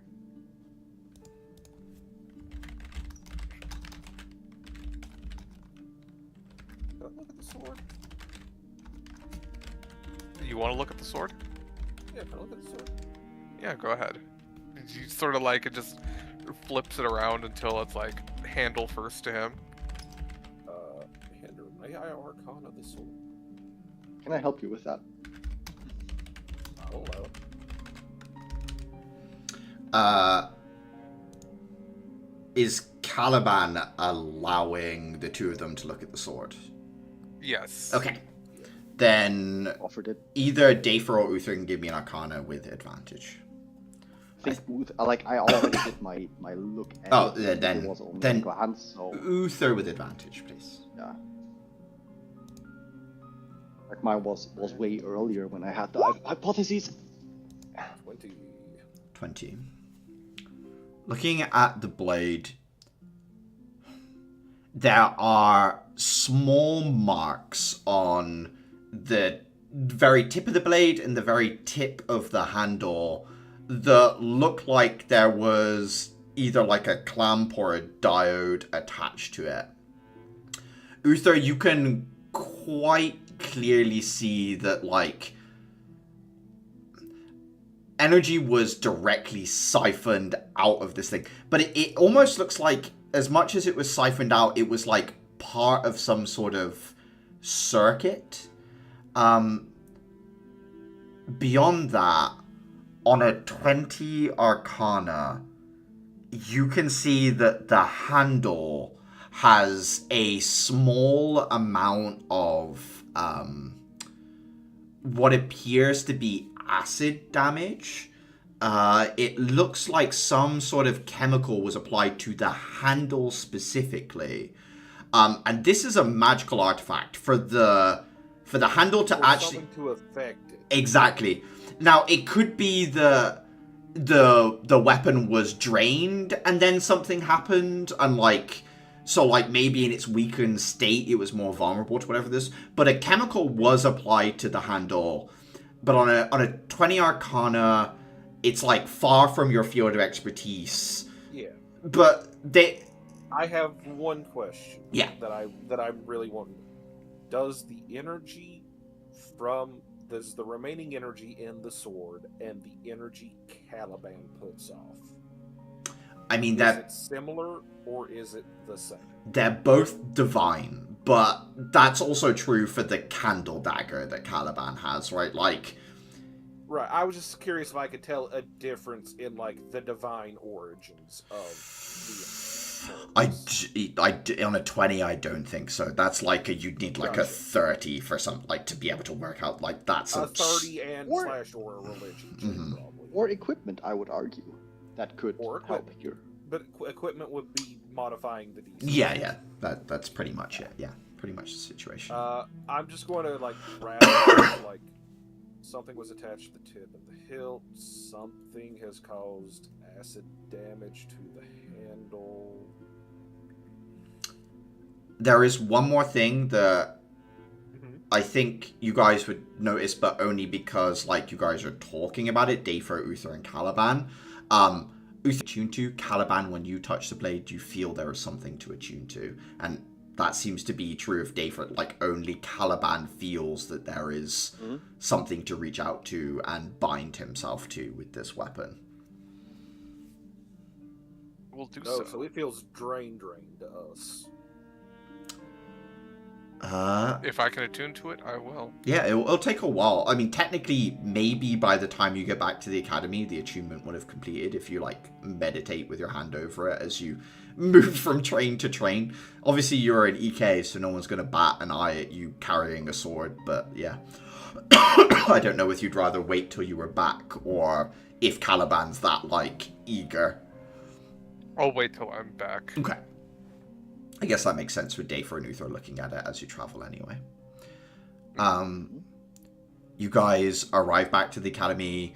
It is fairly busy. You know, it's a free day. It's the weekend. It's getting close to, like, one of the biggest joint missions ever, so that there aren't too many first years around, is what I would say you'd see, because obviously they're either, like, off looking at something or training right now. But you see, like, a few of the second years. You see Verity, she's out on the field at present, and she's got, like, a big piece of paper rolled out, and she's got some rocks on it, and she seems to be painting this huge piece of paper while it's nice weather. Yeah. Obviously, Caliban, you can head to your room and attune to the weapon. I actually think, I just realized, Mistel would be pacing back and forth at the entrance of the academy when you guys arrive. So she would, like, immediately bound towards you when she sees you guys. Everything okay? Is that it? Everything went, honestly, better than expected. That's great. The sword worked. It's been a weird The day. fake sword. I mean, it worked. It got us in. Nice. I've been worried. So worried that they'd be able to work out it wasn't real. I kept thinking, never mind. It all worked out.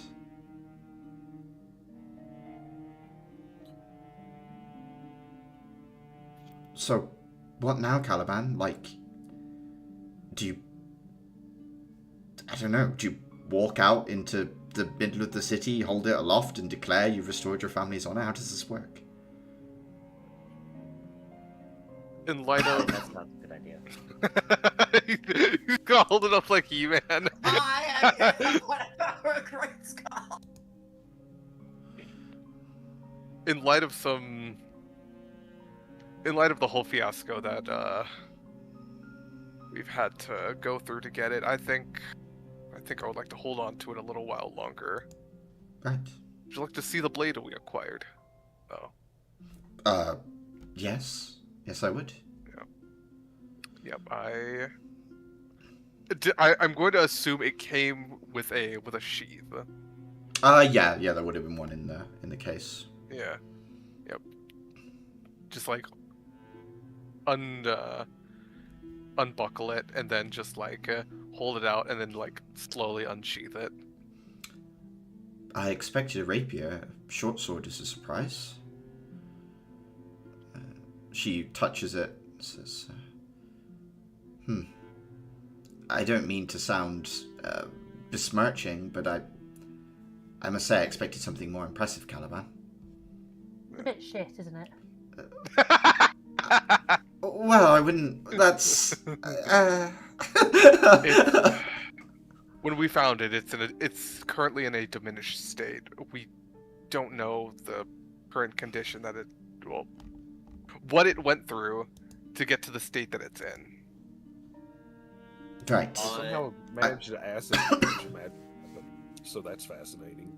And Hira is going to mutter under her breath, probably only to where Clara can hear. It's not the size of the sword, it's how you use it. What would you know? You neither have a sword nor use one. Caliban directly turns to Hero and says, "What does that mean?" Don't worry about it. Out loud. Well, I think it's like the difference between a rapier and a greatsword, right? It's like you can kill someone with either one. Yep, that's definitely. Does this have to do with any of Adhira's weird books? No. Yes. You know, I stated that only Clara could hear it, and then all of a sudden my team becomes bat faunuses. Terminus. I only responded to Caliban. Terminus. Yeah, how do you- Terminus pops out of the lamp and speaks No. what you think aloud, and then disappears back into the lamp.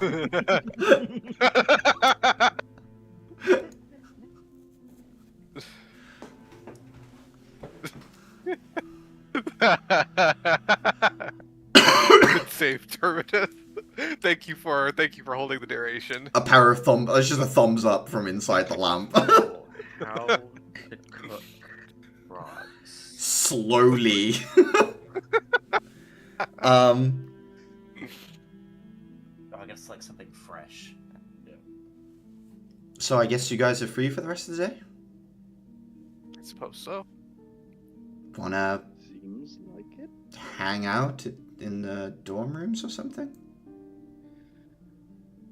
That actually sounds really good. I gotta deliver a letter first. Sure.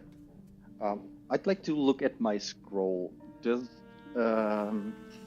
Reaver has Reaver already sent the information of some of the people I might want to pay a visit to, or is that already outstanding? Still outstanding. That would be still outstanding. To be fair, Dayfrey, you imagine he's probably gone back to the auction to sit as a figurehead for a while, yeah. Tired. I mean, I seem to be feel free as well, though I imagine you'd want to spend some time between the two of you. Well... It's fine. I can have a sparring match with Secret. She nods and thinks for a moment, says, I think Sigrid went to a cafe? The conservatory? It's just across the square. If you're looking for I it, think I've been there before. They do music there. Live music.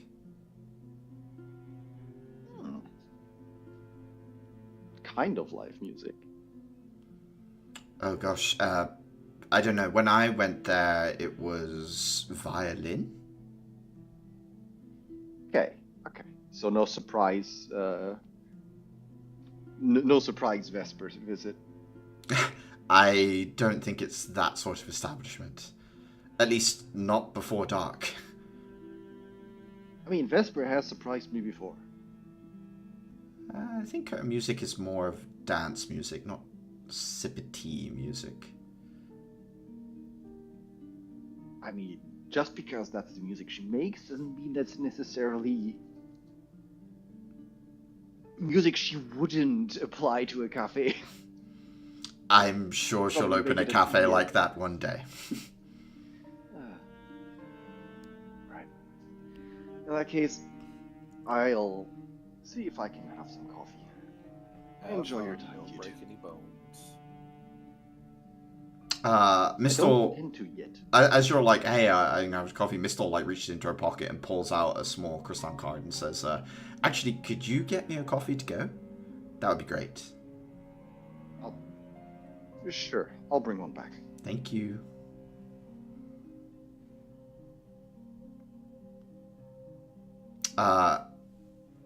She follows you back to the dorm rooms, Caliban, where I guess you're attuning to the blade.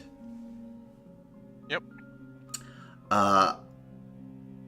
Downfall, or ruin, as you come to know, it's definitely ruin once you've attuned to it, is a dormant weapon. It can reawaken. There are several stages to this, including stirring and finally at the end of the stages, exalted. In its dormant state, it is a +1 weapon, and you can use a bonus action to change it between different kinds of swords only. Short sword, long sword, rapier, great sword. You get the feeling that as you're holding this weapon, it is drawing some amount of strength out of you, Caliban. In that sense, it is repairing itself very, very slowly.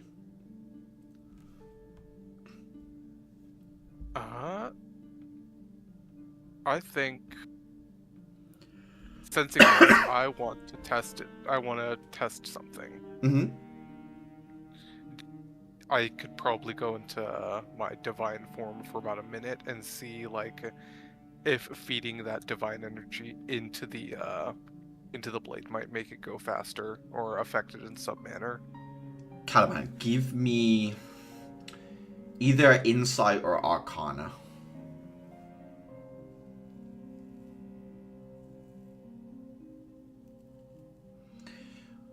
On a 4 arcana, you transform into your divine form, and it's definitely feeding it quicker, but not at a rate that you would say is exactly worth it, Caliban. Like, it is getting stronger quicker, but not in a way that's like using this resource might be worth it.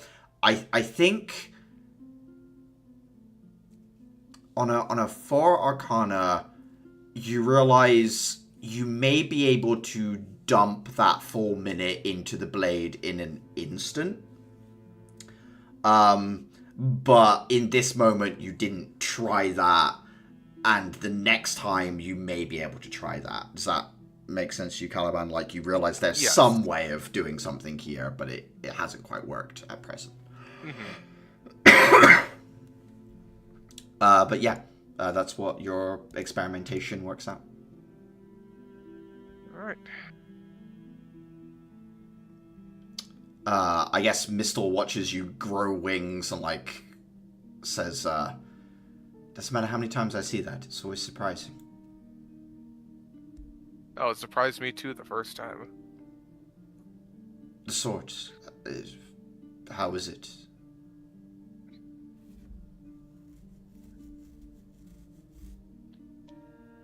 It's dormant. That's one way I could describe it. But it's still there. Well, I guess we could take it to the workshop students, see if they know anything. It might be a long shot, but yeah, that might be a good idea. I don't know if you purchased the sword or not, but I mean, who did you purchase it from? Was there someone there who gave it over? Did someone who you could work out what they did to the weapon? That's another angle.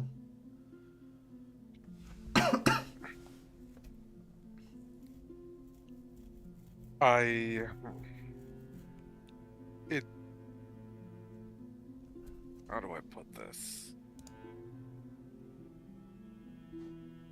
I don't know how, but somebody had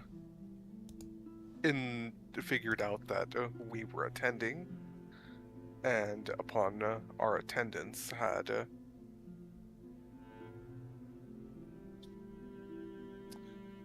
did not put the sword up for auction and instead made to return the blade personally. But that was nice of them. Yes. As for how it was gotten, it's a little bit more complicated than just saying they found it and they bought it. It was acquired, but I can only guess not through the main methods of legality.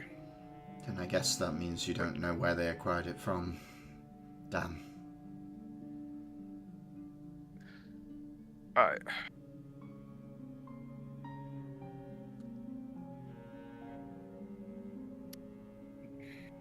They acquired it, I think, from... They claim they acquired it from the Azalea Foundation. I'm going to have to admit that to you now, but Why it would be in this diminished state for them, I don't know.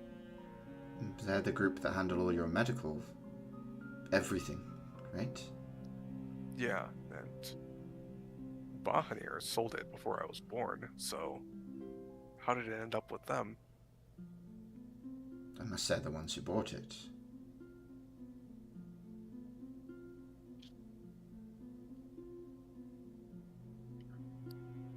Why would they go through the trouble of having a go-between like the Azalea Foundation and my family? They buy the sword from your uncle, and then they form a partnership with your father to... I actually don't understand what the relationship is between you and the company. All I know is that they handle your medical checkups. I guess you were sick and they healed you? Something to that effect. Well, maybe they used the sword to heal you.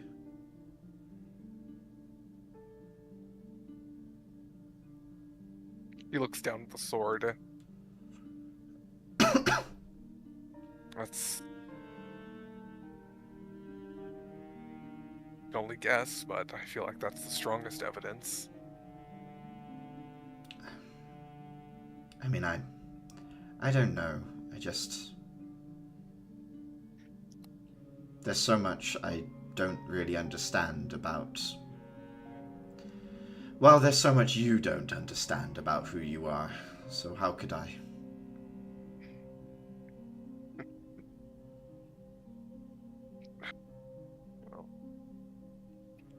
Well, you gave it your best shot, I gave it my best shot.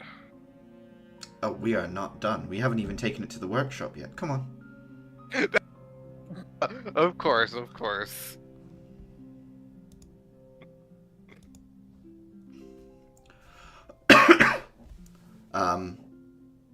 Yeah, I don't know if Caliban you would go straight to the workshop or whether you'd like set the blade aside for a bit or...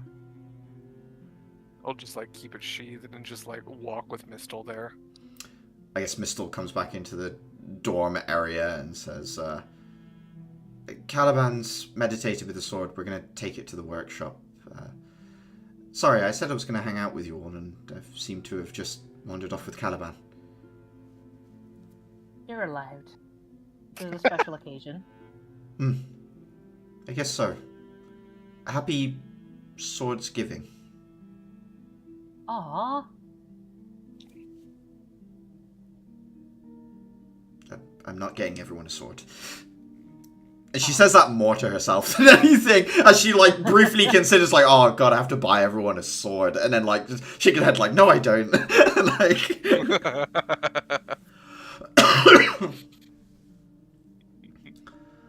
Is there anything anyone wants to do that evening as they hang out? I guess, Dafer, you're heading to the conservatory. Clara, Uther, Atira. Anything from you three? I was going to deliver a letter. Ah, yes, you were heading to Crescent. Clara and Atira, you are alone in the dormitories after someone said let's all hang out, and it's just the two of you now. I'm coming back. Yeah, I know. But yeah, Clara, Atira, is there anything you two want to do as you hang out waiting for everyone else? Let's see if we pass the Bechtel test. Just the two of us? Just the two of us. We gotta kill Bahanir. Failed immediately. I don't know. I have very strong opinions on the man and the matter, but it feels like that would be a bad idea. At the very least, we can't interact with him. We've only ever been a means to his ends. Pathetic as they are, it's still... we're being used. Well, yes and no. Because we accomplished basically nothing for him.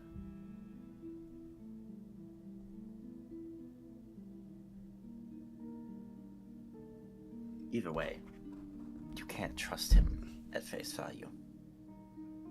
Has anything given you the impression that I trust him at any value? Fair point. The man has delusions of mediocrity. Noting that. That's going in the lexicon. Yeah.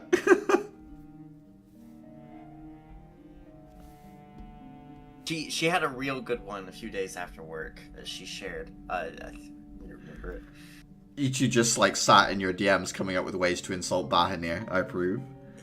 No, she just a lot of things she says about SLT could apply to Bach. Gotcha. I think Terminus pops up at this point and says, "Hey, if we do kill him, we should definitely finish him off because there is no deal that man would not make to save his ass." You are so right. Also, we used him too.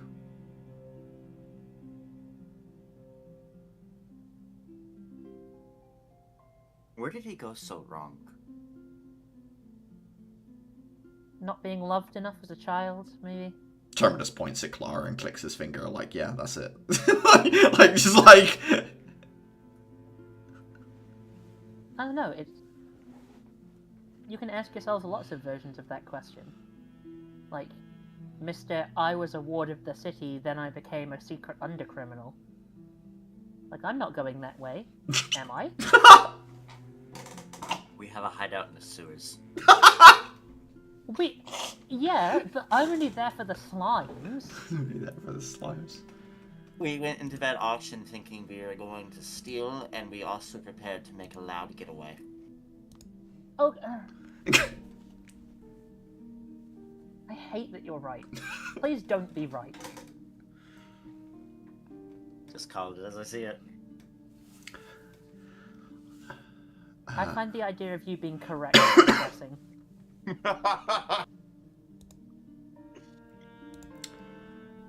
As we pan away from that conversation and Clara being like, oh god, oh fuck, she's right.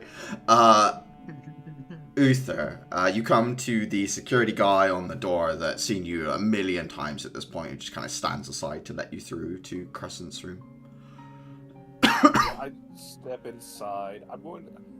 I lean my sword in the corner of the door. You know what, like... Mm-hmm. How do I... Like how when you close the door and there's a space... Yeah. The door, yeah, like back where the hinges are. And I hang my coat on that. I take out the letter. I take off the mask. I have had the most confusing fucking afternoon in my life. Here's a letter for you. Crescent drops from the ceiling and holds out a hand to take it. I'm going to look up and, like, was she just hanging from the light fixture, or, like, is she Spider-Man now? Give me a perception check. That's concerning.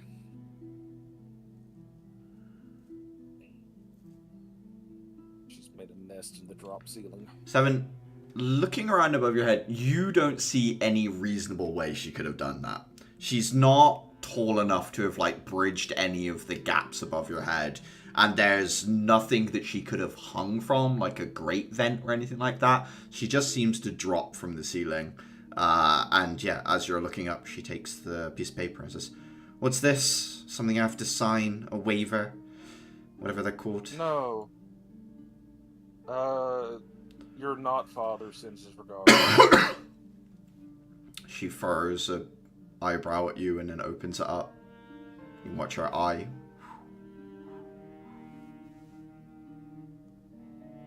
Like I said, very confusing afternoon.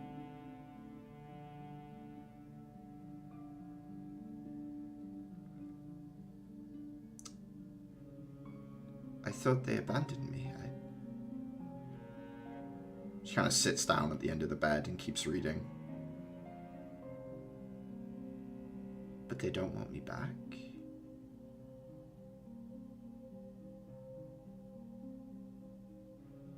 The way he worded it is he thought you would be safer out than in. don't understand. I'm not in danger. I'm dangerous. I haven't been in danger since I was a child.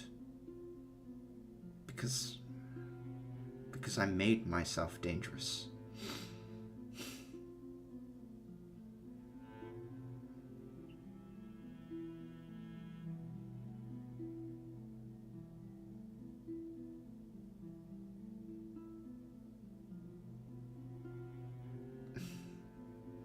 I mean, I guess I plan to be here anyway, right? Do you?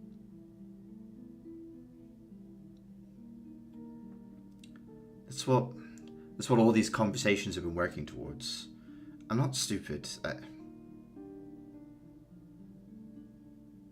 The headmistress has expressed an interest in trying to get you to join the program.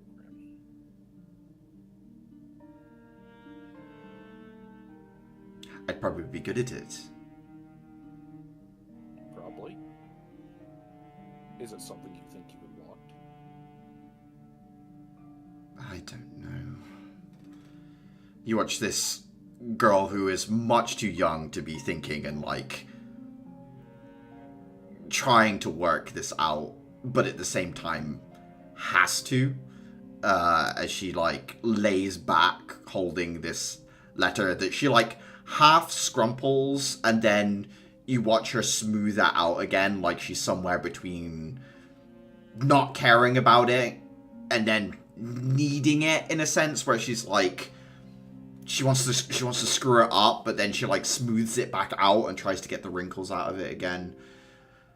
She takes a deep breath. What do you think, Uther? I mean, she sits up and looks at you and says, I could see it in your eye when we met that, well, we've talked about it enough, but you becoming an EK, it's got to have something to do with that, right? Like, you training and taking on this power, that desire in you, it has to be related. Doesn't it?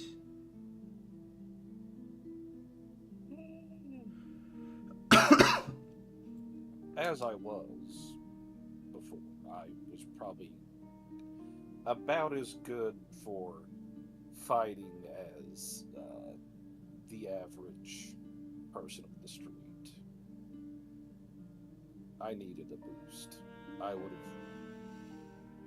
would have killed in an academic setting, but gotten killed elsewhere. Right, but what I mean is, if your motivation for becoming an EK wasn't entirely altruistic, then maybe someone like me can become someone like you? Maybe?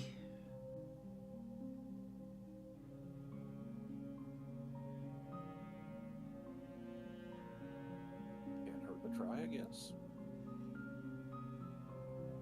I'm Seems sure there's worse people that have become knights. to be what Mance thinks is right. There was a time I would have just done it because he said to.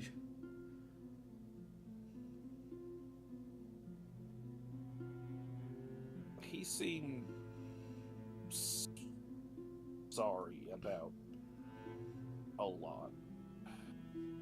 She waves the piece of paper and says, he says so.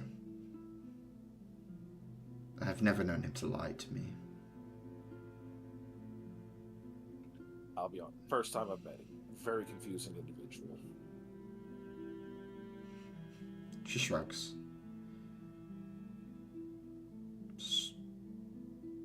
To me, he's just, well, not that I ever called him it, but Dad, I guess. It's not confusing when it's all you've really known. But I guess I can see what you're saying. I need to think about this one, Uther. No rush. You want me to get out of your hair then? Unless you've got a comic or some coloring, no? I'll try to find you something. Or maybe we could go shopping tomorrow? Just for a book?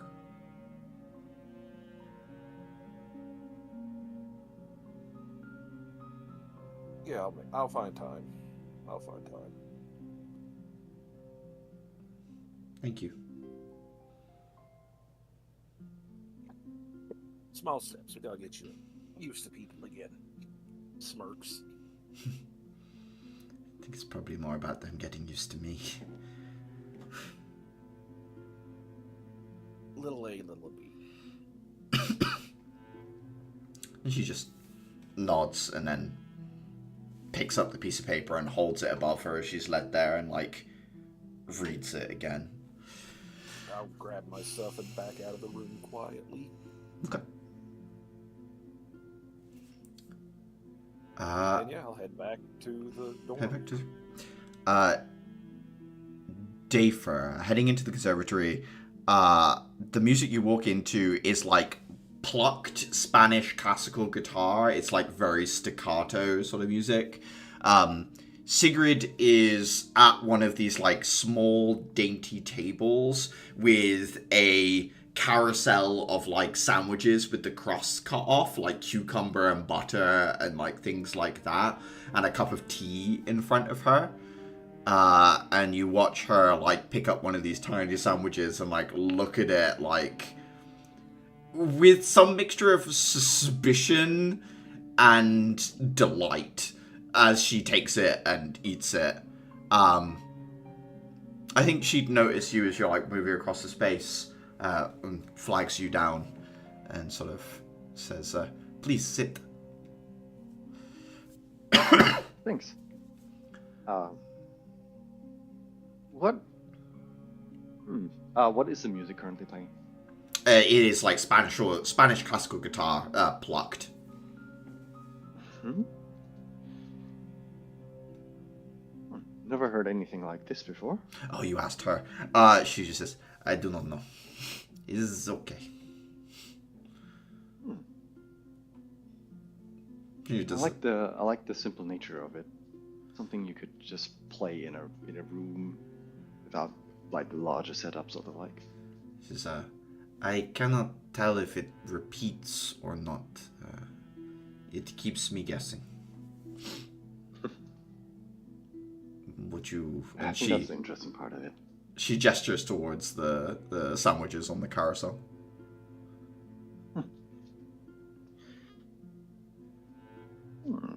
Oh, these look really good. Let me try one. I'd pick one at random. Take a.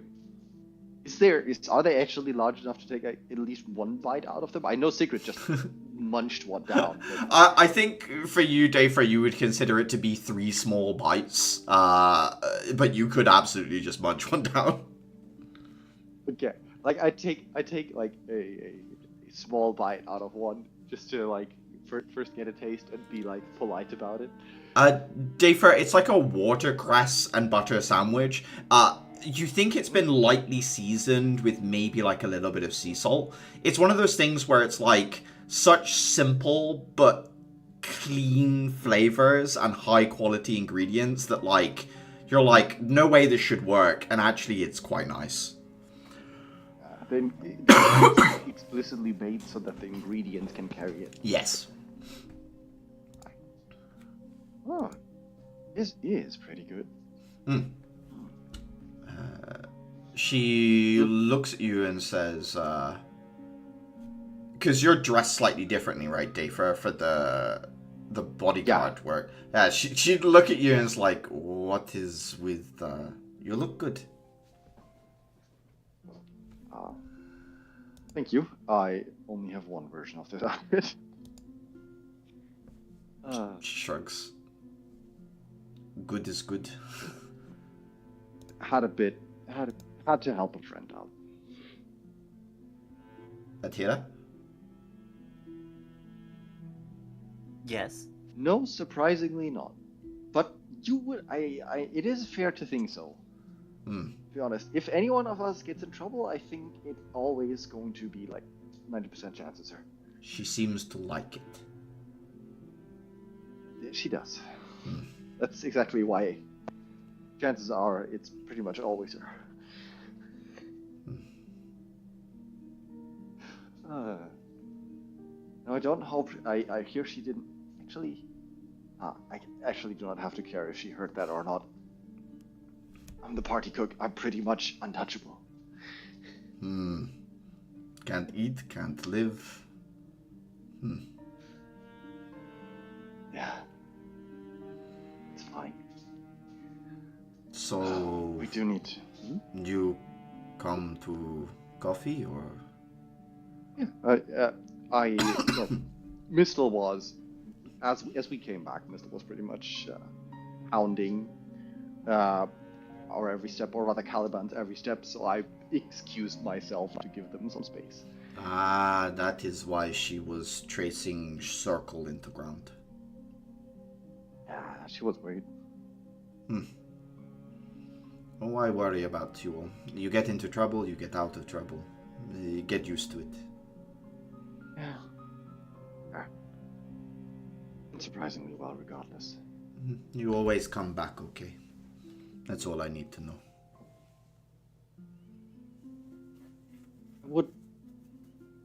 I mean, this is a solid attitude. I just wouldn't want to rely on it. It's good to be cautious. You never know whether the next time might be the last time. And she holds up one hand and says cautious, and she holds up another hand and says worried. And people confuse these two. Oh, that's fair. That's very fair. So, Given the unexpected spare time, as I expected us all to have a little bit more to do, do you have time for a spar later after we enjoy a little bit of snacking here? she thinks about it for a moment and nods and says, yes, I could do this.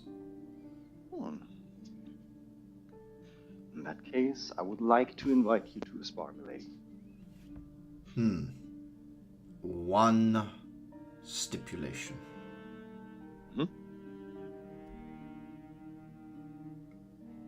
I would like to use weapons we've never used before.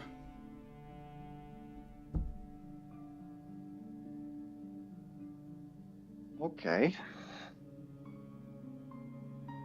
So that means no gloves. That means... Could I ask for using weapon I used once before? You want an unfair Do you have something advantage specific? against me? Is that what you're saying? You think you cannot win otherwise? If that is what it is, then okay, I understand.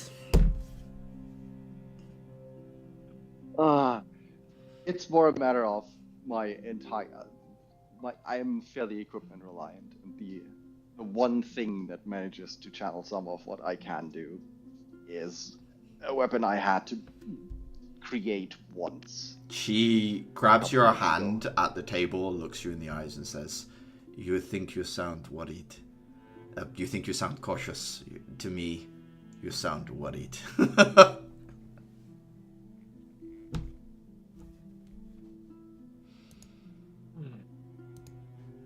We are training. Well, I guess it might be a good idea to leave, to wean off a little bit of that equipment reliance then. She nods at you. That is what training is for.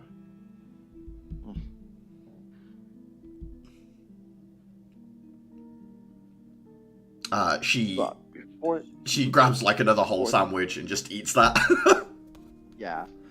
I mean, how many sandwiches are still left? I assume not too many. I think there's probably like 8 halves total, so yeah, probably not too many at the end of it all. In that case, Dafer would for himself order not a full tray of that, but like still a couple more, as well as a coffee and for like he does a rough estimate on when they'll be done and what a coffee to go for roughly. Okay, yeah. You guys eat some lunch together, grab a coffee for Mistle, and head back towards the academy. Caliban, you and Mistle head into the workshop together. In your hand, this angelic weapon.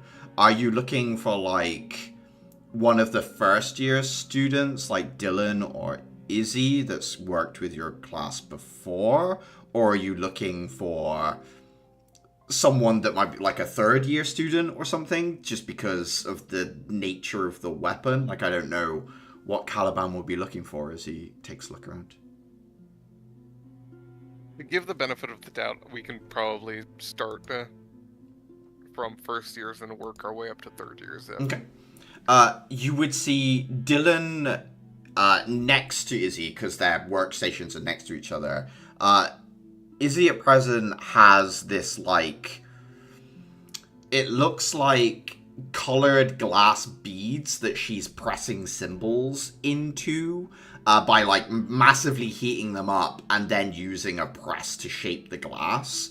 And Dylan has 2 chunks of amber and then 2 like wires that he is holding with very long rubber like tongs and bringing close together and then measuring until there is an eruption of lightning between them, and then noting down what the point at which these 2 pieces of metal like launch this huge beam of electric at each other, and then resets it and tries again to see if it's consistent.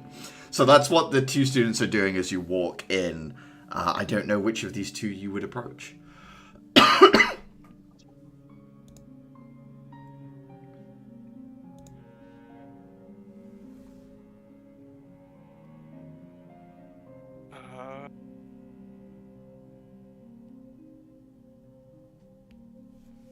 One more time, That's right. I got a little sidetracked. There's Izzy, who's pressing symbols into glass, and Dylan, who is measuring resistance for lightning to jump through air and what distance that would be. They're both experimenting right now. I don't know which you'd like to approach. I think I'll go to Izzy first. She presses a piece of glass and then lifts it back up, at which point you sort of like come into her peripherals, and she turns and looks at you and says, Mistle, Caliban, you usually take care of your own weapon. Can I help? Yeah, so I got a bit of a weird request.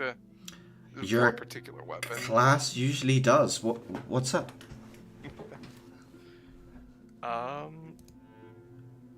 So I have a blade here, and Is that? She lifts her hands out to take it from you. An angel's weapon? it's in a bit of a dormant state, and Right. would just like some consultation on the methods of returning its diminished state to that of its full potential. She takes it, holds it, and says, I'm not feeling much of reaction from it. Are you sure it's still enchanted? Is there some way for me to? Okay, it can shapeshift still in this form. Right? Yeah. If you want to shift it. What do you want to shift it into? We'll go with the long sword. The blade gets thinner and longer, and as it shapes into a long sword. It actually has more material in this form than it should have. In its it's definitely not just shape shifting. It's like growing material. And she says, "It can shapeshift, but I don't feel any enchantment from it whatsoever." Huh. And you say it's diminished and you want it restored, which means how do you know it can? She like picks it up and looks at it again. She says, "I see the contact points, and it looks like someone scrubbed it for blood or skin or something. Look at this acid damage. This is used for essentially removing traces of biological material."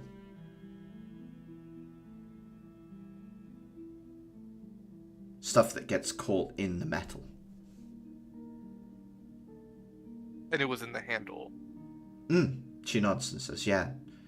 Someone tried to get either blood or skin flakes or, something that got trapped on the blade itself. The handle, for sure.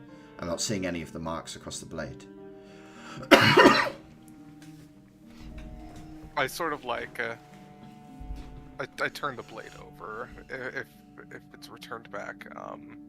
She returns it to you. Says, if it is an angel's weapon and you're sure it can be restored, the best thing I can think of doing is hooking up to an angelarium and seeing whether it will transfer any of its divine energy across to the blade. I'm sort of like turn over the blade in my hand, and I'm gonna try to describe this as best as I can. Caliban sort of like runs like the crook between his index finger and his thumb along the handle. And just out of curiosity, is seeing like what part of his hand, in theory, could catch and probably draw said aforementioned blood and or skin flakes. So you're trying to bleed onto... Is the purpose to bleed onto the weapon, or do you... I'm trying to find a catch point, like see where potentially you would say the biggest catch point is where you would grip the sword to use it. Like it is literally where the hand would be, is where the most acid scrubbing of the handle was, like where the palm and where the fingers wrap around, so like on either side of the handle of the blade. So somebody must have had like hell of a grip on it to bleed into it potentially. Yeah, you would say, give me a history check.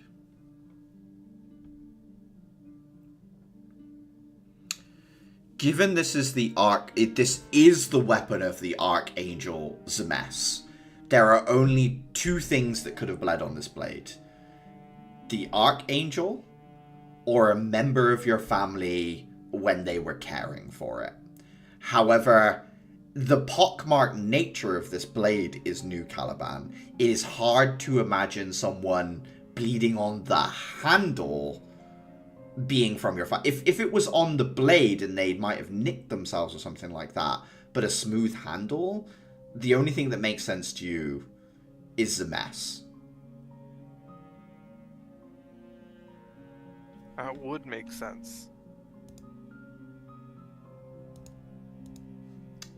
Mistel looks at you and says, whoever had this wanted blood of... Well, I can only think of one thing. I mean, they might have wanted blood from your family, but frankly, I mean, they take yours every month. And angels would definitely have more value. For sure.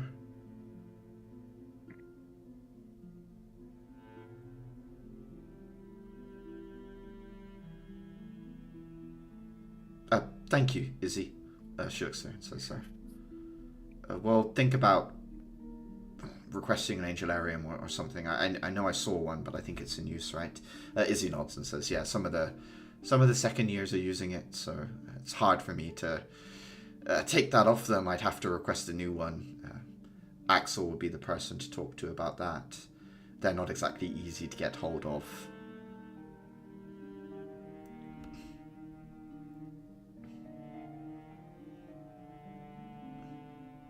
Mistle looks at you, Caliban, and says, what do you think? We could talk to Axel about getting a request in. That could do. Yeah. Who knows if it works, but trying can't hurt.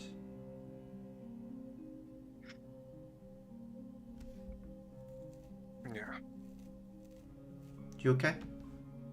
Yeah. Just in thought. She kind of like guides you out of the place, so you're outside and more alone. She says, are you gonna tell me what you're thinking? You obviously don't have to, but I think it'd be nice. I think what I'm thinking is difficult because I'm trying to piece out the history of this. Like, what could they have wanted? And what could they do with an angel's blood? Obviously angelariums are useful, but I can only think that the blood on the hilt was long there. I don't imagine it had any abilities or power left in it.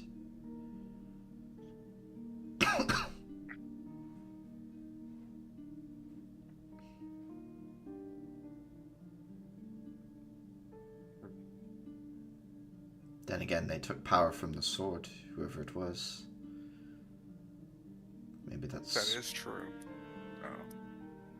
perfect storm of ingredients in one item, maybe. Probably. Well, yeah, definitely.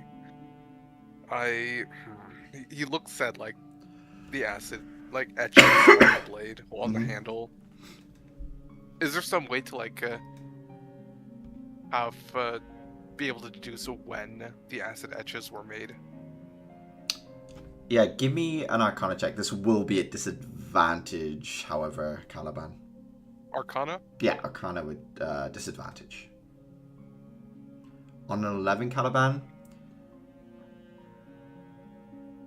there's two things that come to your mind.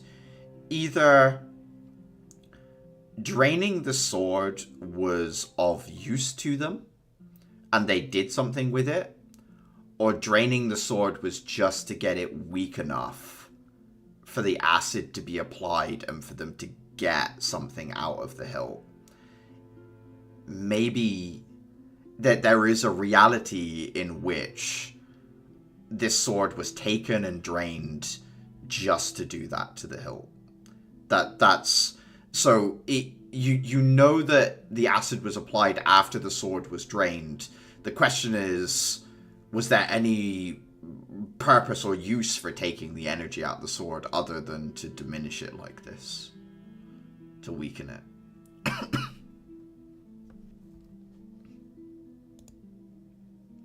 You don't find an answer to the question. Yeah. Well, could be another part of the ruined sword side quest. Indeed. I think Mistle heads back to the dorm room with you about the same time. Dafer drops off her coffee, which she thanks you for, Dafer, and gives you a smile. Says, kind of announces to the group, says, we talked to Izzy about the sword. Anything useful? She looks at you, Caliban, almost like, can I tell them? Because she like feels like she can, but she kind of looks to you for permission. I just sort of nod. Couple of things.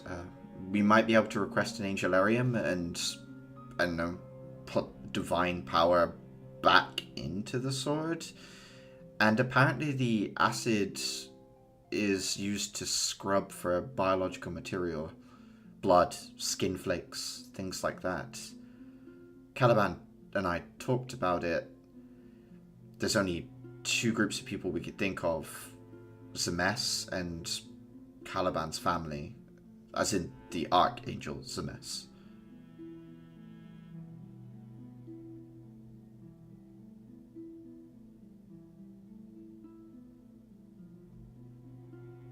even know where to start there. She kind of flops down on one of the sofas.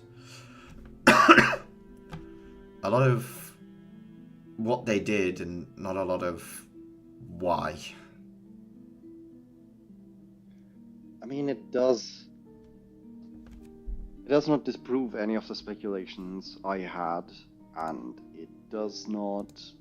It is an awful lot of coincidences that are coming together and coinciding with Caliban being under treatment with them.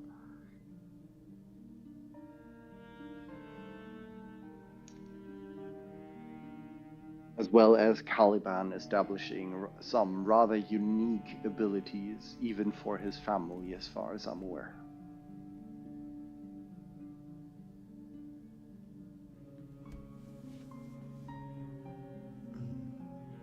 She looks at you, Caliban, and says, Dave has a point.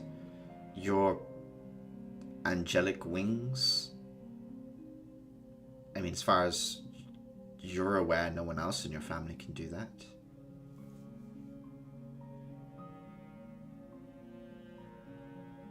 Fair point.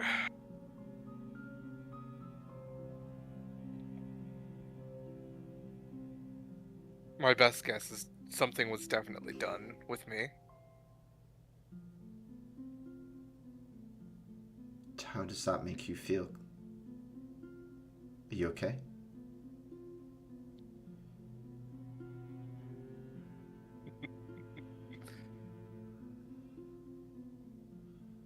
Definitely puts me at a... Accidentally muted myself by accident. Mm-hmm. Puts me at Yeah, definitely puts me at a... Well, at a significant advantage, I'll say. I mean, it's not like a lot of this was very new information to you. I mean, you've obviously been aware that they experimented on you. Now you just know a little more on the details on what they experimented on you with. A little bit more clarity does help, yeah.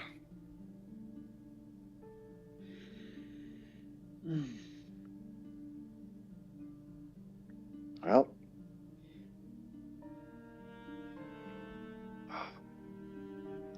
I believe I may not be able to aid any further here. I believe I have a date in about to get beaten up with a weapon I never used before. Oh boy, what do you have in mind? I have no idea. I just expect her to throw something at me, and with my luck, it'll be a great sword. Dafer doesn't know it, but he's about to get a crash course in using a nunchuck that neither of them know how to use. Oh. Do I get, like, I don't know the English word for it, but like, ball protection? No, you've got a shell. I think this is going to be the single greatest degree of self-inflicted pain you two have. You guys are going to like spar against each other and mostly fight yourselves. The shell is nature's cup. Well, I feel like I mean the shell will aid, but I mean if stuff gets squished, I'm not sure if the shell aids too much. Then you will learn quickly, I am sure. Nunchuck is the single most Yes. terrifying weapon for me as a normal person. Stick tied to other stick. Oh. Very good. It's a very good force multiplier. Is there anything more people want to do? I think this is a good place to leave it off for about 3.5 hours in, something like that. We're getting close to 10 o'clock as well, so. Is there anything anyone would like to do before we end the session? No? Cool. In which case, we'll stop here and we'll pick up next week. Probably from like Sunday morning, unless there's something people want to do in there. Saturday evenings, desperately. And we'll continue from there. Bye-bye for now.